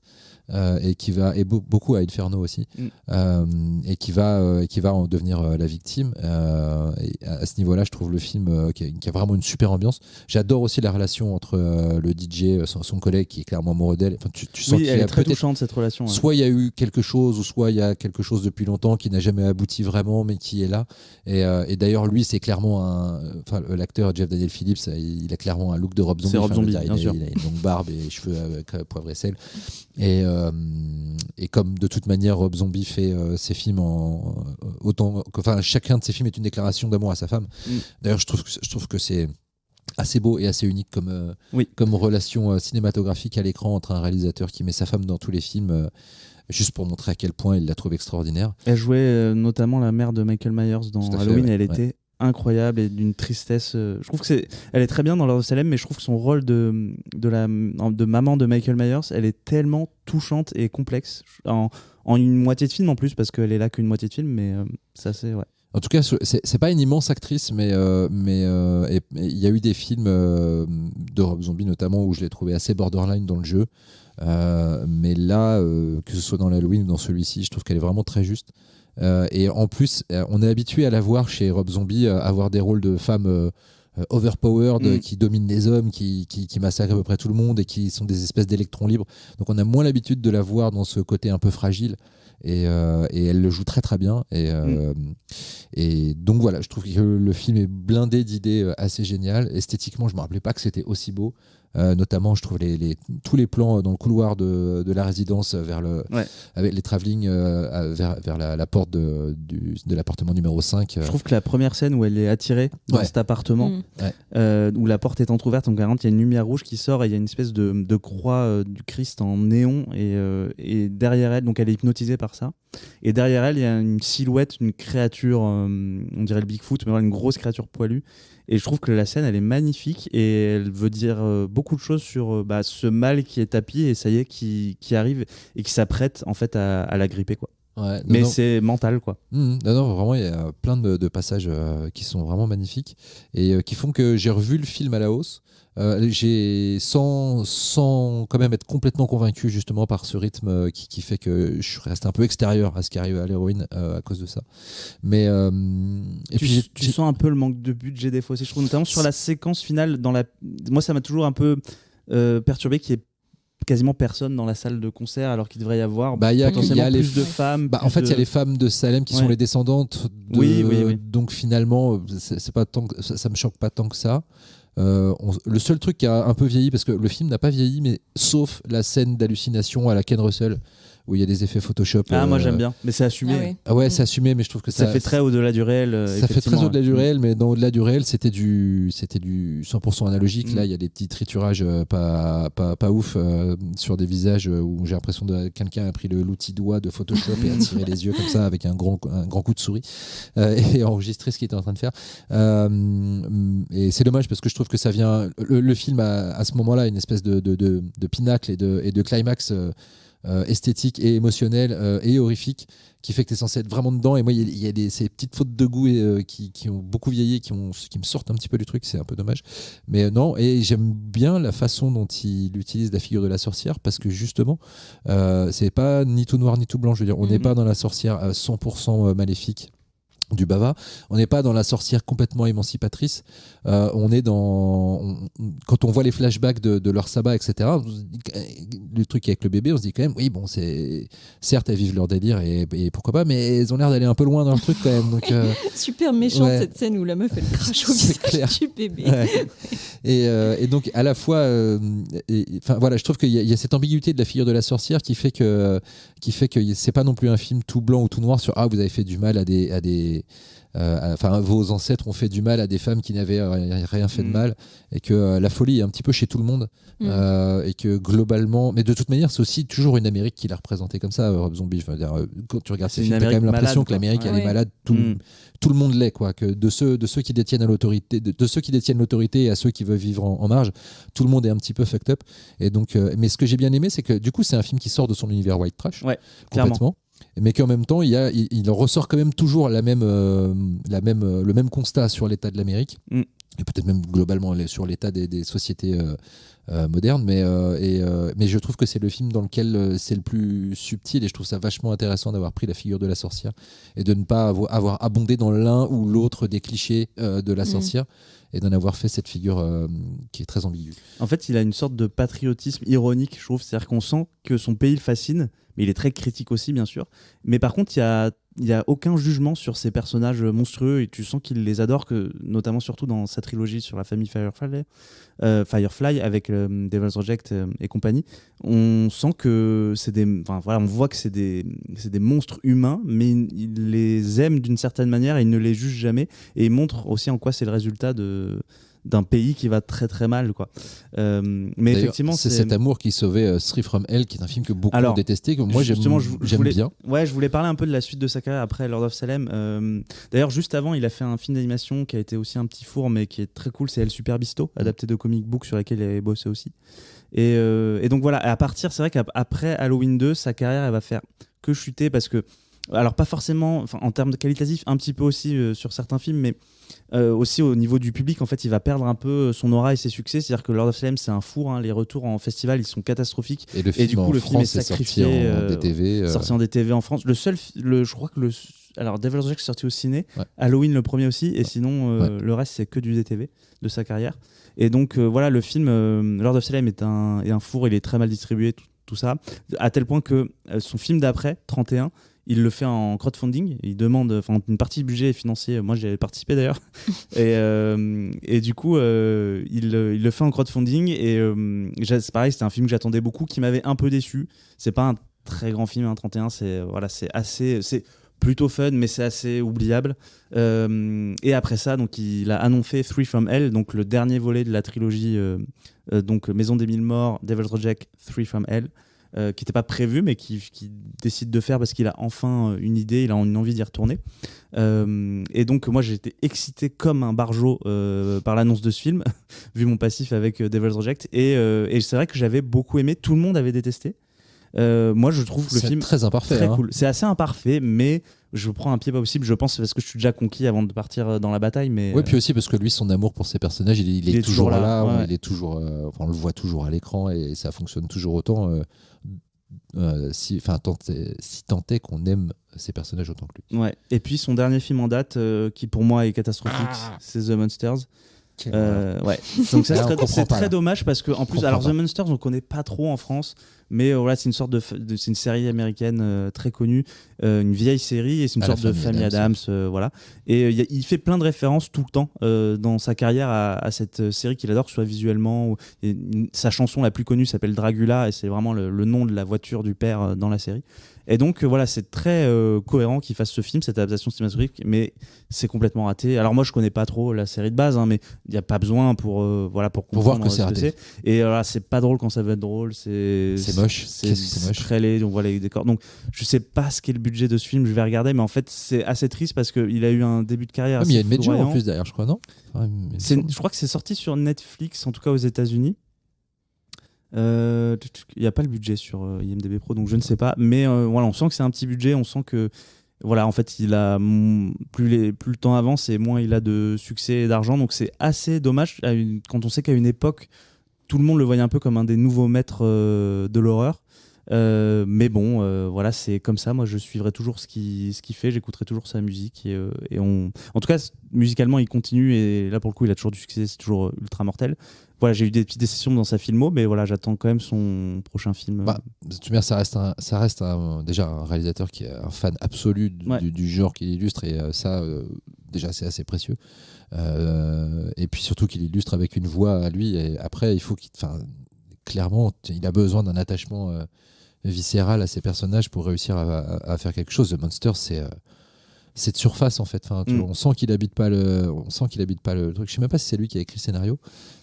Si, Là, voilà. il est pas tout seul, mais Ouais, mais bon, déjà je pense qu'il est pas fait pour la comédie, clairement. Et il est bien meilleur dans. il y a les de films l'humour un peu. dans ses films, de l'humour très noir, Oui, mais, voilà, mais en fait, c'est pas des comédies quoi. Et, non, Et là, mais, ça marche. mais oui, en tout cas, c'est sûr, c'est que moi je guetterai toujours aussi ce qu'il fait, parce que même dans The Monster, ce qui est horrible, mais son amour en fait transparaît. C'est-à-dire que esthétiquement, le film est un projet à lui-même. Alors le projet est raté dès le début en fait, donc ça marche pas, mais lui il y va à fond. En revanche, il y croit, il y va à fond, et là c'est raté, mais quand ça réussit, comme dans Devil Rejects, les Halloween, même si on peut questionner des choses sur les Halloween, et aussi dans Lords of Salem, même si le film est imparfait, mais on peut pas nier qu'il n'y a pas un projet vachement maîtrisé dans sa vision esthétique du film et dans l'ambiance qu'il veut amener. Donc voilà. Moi je suis content de l'avoir revu du coup, parce que voilà, je l'ai revu à la hausse. J'avais des attentes plus adultes, on va dire, et puis j'ai plus été séduit par les qualités du film. Mais c'est vrai que la carrière de Rob Zombie, elle est frustrante. Mais frustrante. Mais je pense que lui, il est frustré aussi de ses échecs et de on sent l'incompréhension à laquelle il a fait face, quoi. Alors, déjà, en fait, il a commencé avec The Devil's Reject, qui est un film dont on peut penser ce qu'on veut, mais qui, dans ce qu'il voulait faire, est un film d'une puissance et d'une efficacité assez redoutable. Et il a jamais réussi vraiment à être à la hauteur de ce film qui est une date, quoi. En plus, c'était à une époque, je me souviens, il y avait une vague un peu avec Colline a des yeux d'Aja, Wolf Creek, tout ça, où tu te dis, Hostel, putain, truc du film ultra brutaux, il te dit, il se passe un truc là, et il en faisait partie, quoi. Je reviens juste un instant sur une thématique qui m'intéresse, là j'y repense en vous entendant parler de ses carrières que vous connaissez mieux que moi, mais comme j'ai vu The Devil's Reject et c'est Halloween quand même, je vois que en fait ce qui est intéressant dans The Lords of Salem aussi, c'est que du coup il est fasciné par la famille, et la famille, à la fois l'amour qui se trouve au sein d'une famille, et en même temps comment cet amour va parfois te mener en fait à suivre un chemin complètement fucked up. Et justement dans The Lords of Salem, ce qui est intéressant, c'est que son héroïne du coup ne fait pas partie d'une famille, contrairement aux autres films évoqués, et qu'en fait elle va se retrouver attirée dans une famille, justement, en tout cas les trois sorcières représentent une famille, puis ensuite effectivement c'est la grande famille un peu des héritières des procès de Salem, et qu'en fait cette héroïne est paumée jusqu'à ce qu'en fait elle soit attirée par cette espèce d'esprit de communauté en fait, et cet esprit familial, cet esprit de famille, quitte finalement à basculer vraiment dans le pire. Mais en fait je trouve ça intéressant cette idée d'avoir une héroïne qui cette fois-ci fait pas partie d'une famille mais va vers la famille, et que j'ai l'impression que c'est une thématique qui est hyper présente dans son cinéma en fait. Ouais, d'autant qu'à la fin du film, elle n'est pas une victime.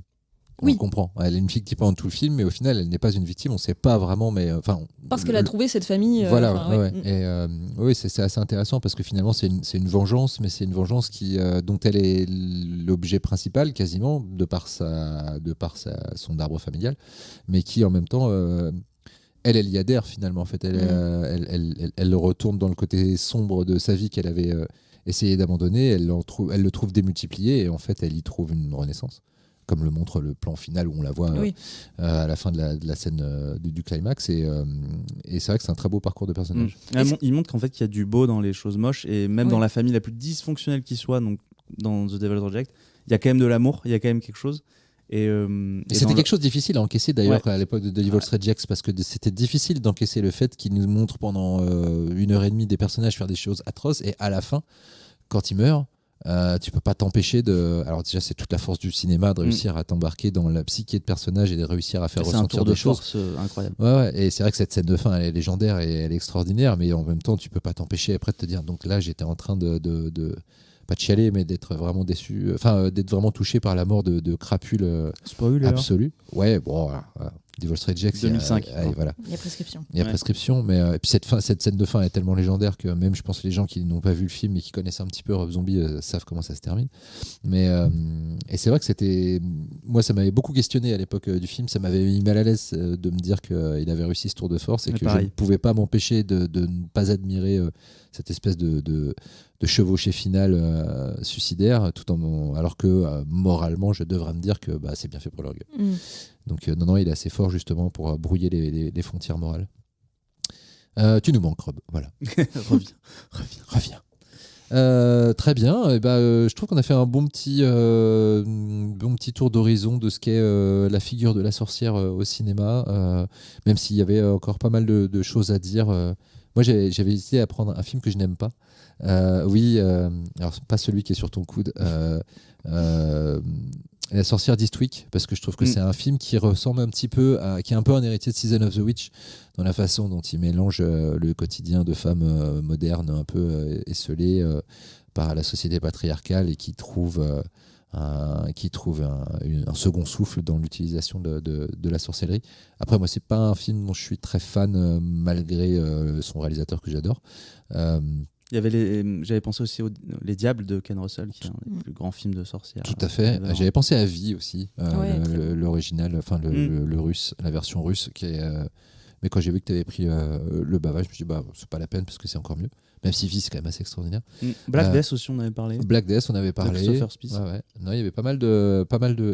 Et finalement, c'est vrai que le film. Et puis, il y a The Witch, bien sûr, de Robert Eggers. Et finalement, c'est un personnage qui est ultra présent dans l'inconscient collectif quand on parle de magie noire, de sorcellerie, etc. Et c'est un personnage qui n'a pas vraiment été autant que ça utilisé au cinéma par rapport aux vampires, aux morts vivants ou à d'autres figures archétypales du mal à l'écran. Et je trouve ça assez dommage parce que je pense que c'est un personnage c'est un archétype qui est super riche et qui peut nourrir plein de récits différents. Et toi, du coup, quand tu as fait ton cours Les Trois Sorcières, c'était vraiment un archétype que tu voulais, que tu avais envie depuis longtemps d'explorer, non, en fait, c'est pas vu comme ça. Évidemment que c'est quelque chose, un sujet qui me passionnait, mais c'est pas parti de là. C'est parti vraiment d'une envie d'adapter en version courte vraiment la scène finale de la chute de la maison Usher, mais dans un cadre plus simple, on va dire. Donc à une époque moderne avec des personnages féminins, ce que je préférais mettre en scène. Et en fait, du coup, c'est au moment où il a fallu chercher le texte de théâtre que les jeunes filles réviseraient que je me suis dit, alors une scène avec 3 personnages féminins seulement entre elles. Et donc j'ai pensé à la scène des sorcières dans Macbeth parce que à l'époque où je l'avais étudié en cours, notre professeur nous avait montré la version d'Orson Welles de Macbeth avec cette scène que moi j'avais trouvée fascinante où les sorcières apparaissent comme des silhouettes en haut d'une colline avec leur bâton en forme de Y là à contre-jour. J'avais trouvé ça terrifiant. Donc en fait tout de suite je me suis portée vers ça et je me suis dit oui en fait les sorcières ça convient tout à fait, surtout qu'en fait je voulais situer aussi l'histoire dans le Berry d'où est ma famille qui est vraiment une région, un peu le berceau historique des sorcières en France, donc tout est devenu logique. Mais c'est vrai qu'au départ c'était pas la volonté, alors que pourtant je suis très intéressée par l'espèce de renouveau un peu de la figure de la sorcière qu'il y a au cinéma en ce moment, dans le cinéma de genre, effectivement où elle devient plus présente qu'elle n'a été avec The Witch, The Autopsy of Jane Doe comme on a dit, mais aussi Gretel et Hansel par exemple. Et plus ça va, plus j'ai l'impression qu'elle commence à reprendre de la place, on va dire, et on commence à avoir des interprétations hyper intéressantes de ce que c'est. Voilà, effectivement, à travers un regard un peu féministe, mais pas que, il n'y a pas que ça. Il y a plein de lectures différentes parce que c'est une figure sur laquelle on peut projeter énormément de problématiques sociales, sociétales. Donc ouais, je pense qu'on n'a pas fini d'en parler et c'est cool. En tout cas, les Trois Sorcières peut-être prochainement sur Shadows, une fois que peut-être bien. Il aura fait sa petite vie de festival et tout ça. On tiendra avec plaisir. Parfait, on passe aux petites recommandations Shadows. Ouais. Honneur aux invités. Alors justement, film que je n'ai pas cité dans la liste précédente, mais qui rentre tout à fait, c'est Huesera de Michel Garza Cervera. Donc c'est le premier long métrage de cette réalisatrice mexicaine, dont on espère qu'elle va faire beaucoup de films. Enfin d'ailleurs, elle a d'autres projets qui sont annoncés, donc big up à elle. C'est un film qui parle de la... Donc ça se déroule au Mexique, et c'est l'histoire d'un couple qui cherche désespérément à avoir un enfant. Donc ils accumulent des prières, en tout cas la jeune femme accumule des prières pour réussir à tomber enceinte. Et elle tombe effectivement enceinte, et en fait au fur et à mesure de sa grossesse et ensuite de l'accouchement, parce que souvent un peu les films de grossesse horrifique, je trouve que ce qui est intéressant c'est que soit ça se passe pendant la grossesse, soit ça se passe avec l'enfant une fois qu'il est né, mais en tout cas l'accouchement est un peu soit le début soit la fin du film, et là au contraire c'est un événement dans le film, mais vraiment le propos se prolonge avant et après l'accouchement, et donc en fait elle va s'apercevoir que c'est pas que avoir un enfant, être enceinte, ça apporte une certaine dimension horrifique à sa vie, que c'est pas du tout ce qu'elle imaginait, et qu'elle va essayer de se sortir de cette situation. Donc là, on est sur une relecture, pour le coup, c'est pareil, plutôt féministe, moderne, de la thématique de la sorcière, où on va être sur une figure émancipatrice, même si l'héroïne elle-même n'est pas sorcière. L'émancipation va venir justement d'un rituel de sorcellerie. Et c'est un film que je trouve extrêmement flippant. Moi, j'avais découvert au NIF, et en fait, j'avais adoré parce qu'il y a vraiment des scènes de flip qui sont pas révolutionnaires en soi, mais qui sont d'une efficacité incroyable, pour arriver à cette espèce aussi de représentation noir, maléfique plus ou moins de la sorcellerie, et en même temps qui débouche sur quelque chose de positif et d'émancipateur. J'ai trouvé ça vachement bien. Je suis d'accord. Voilà. Oui, non, c'est vrai, c'est un film vraiment étonnant qui marche à peu près à tous les niveaux, esthétique, thématique. C'est vrai que, en plus, moi, quand j'ai vu le film, je venais d'avoir un bébé. Alors, bien sûr, c'est pas moi qui l'ai porté, hein, mais et c'est vrai que la thématique non pas d'avoir un enfant et d'accoucher, mais d'être enceinte, c'est une thématique qu'on voit très peu. Et ayant vécu ça en parallèle de ma compagne, j'ai vu plein de choses super pertinentes dans le film par rapport à ça. Du coup, il y avait vraiment quelque chose de nouveau dans l'approche du film, et aussi dans ses visuels, je trouve, dans la façon dont il met l'horreur en scène, et les scènes de flip qui sont super imaginatives, avec pas grand chose, mais qui arrivent toujours à avoir leur effet. Et tout. Ouais. En fait, il y a un truc sur la métamorphose du corps, parce que du coup, quand tu es enceinte, ton corps se change, se métamorphose, et là, donc, elle le pousse presque à un niveau de body horror qui est assez saisissant, et le parallèle, du coup, il est vraiment super de plus se sentir habité dans son corps, quoi, de se sentir étranger à son corps et de pas le maîtriser, quoi.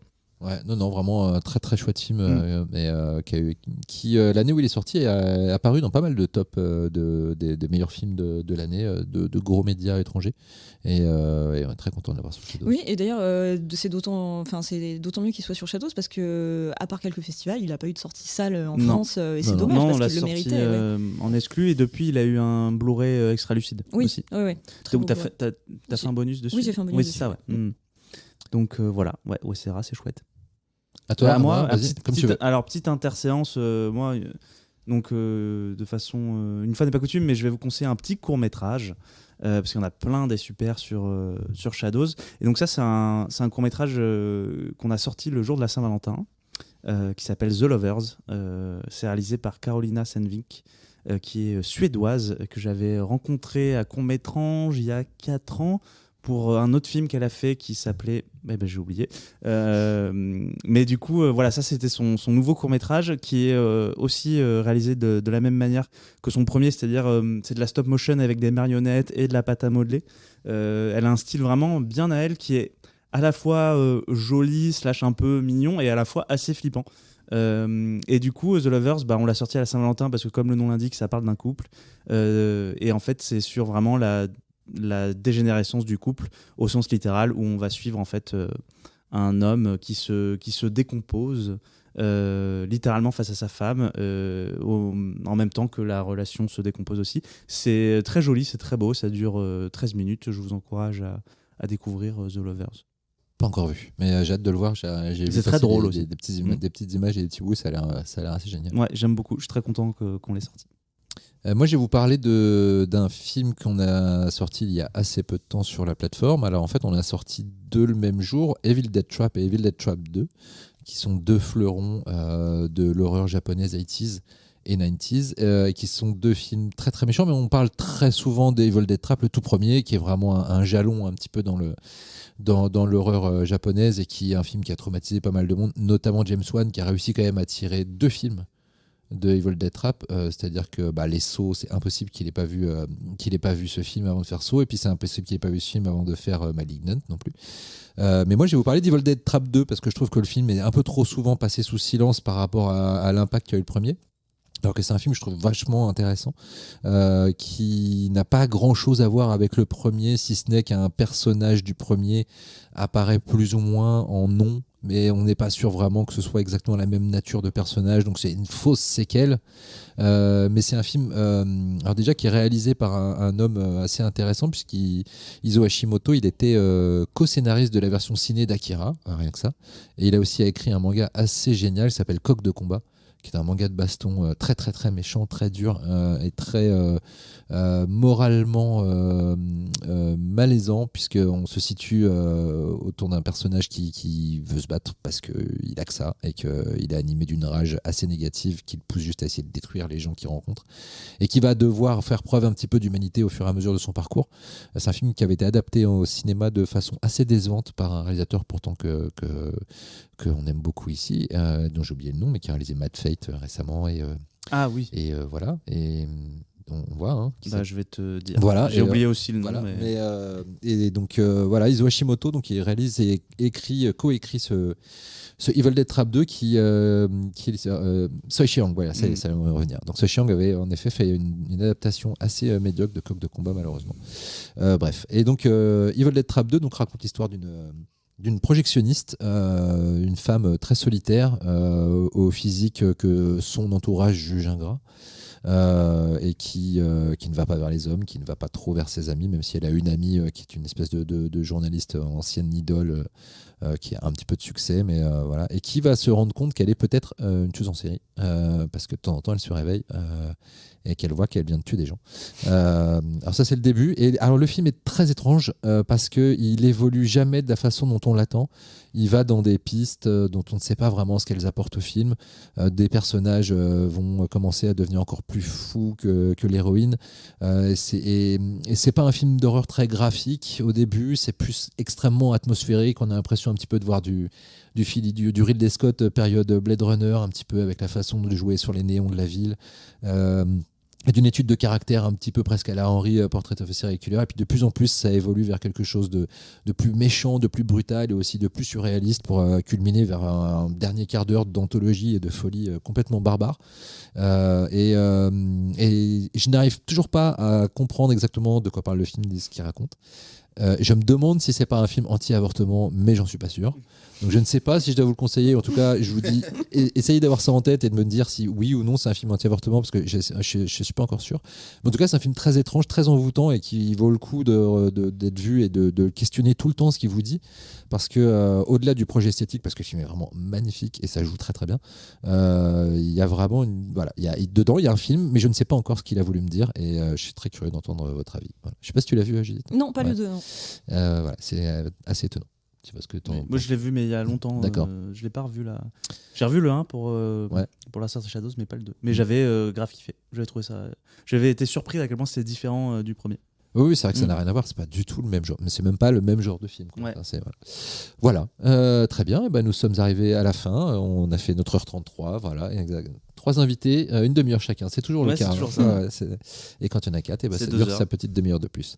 Merci beaucoup, Judith, d'être Merci à vous. venue. Ça faisait, comme on l'a dit au début, ça faisait longtemps qu'on voulait t'avoir, on est très contents, et ce sera pas la dernière fois, on espère. Avec plaisir. Et puis voilà, et puis nous, on se dit À bientôt. à bientôt plus rapidement. Hein. Ouais. On va reprendre les choses, on va moins une fois remettre par mois, l'émission sur les rails au moins une fois par mois, et puis avec notre petit hors-série à chaque fois qu'on aura l'occasion d'en faire un. Donc on est très content d'être là, on espère que vous aussi, et on se revoit, on s'écoute, en tout cas on s'entend très très vite. Merci. Merci. Au revoir. Au revoir.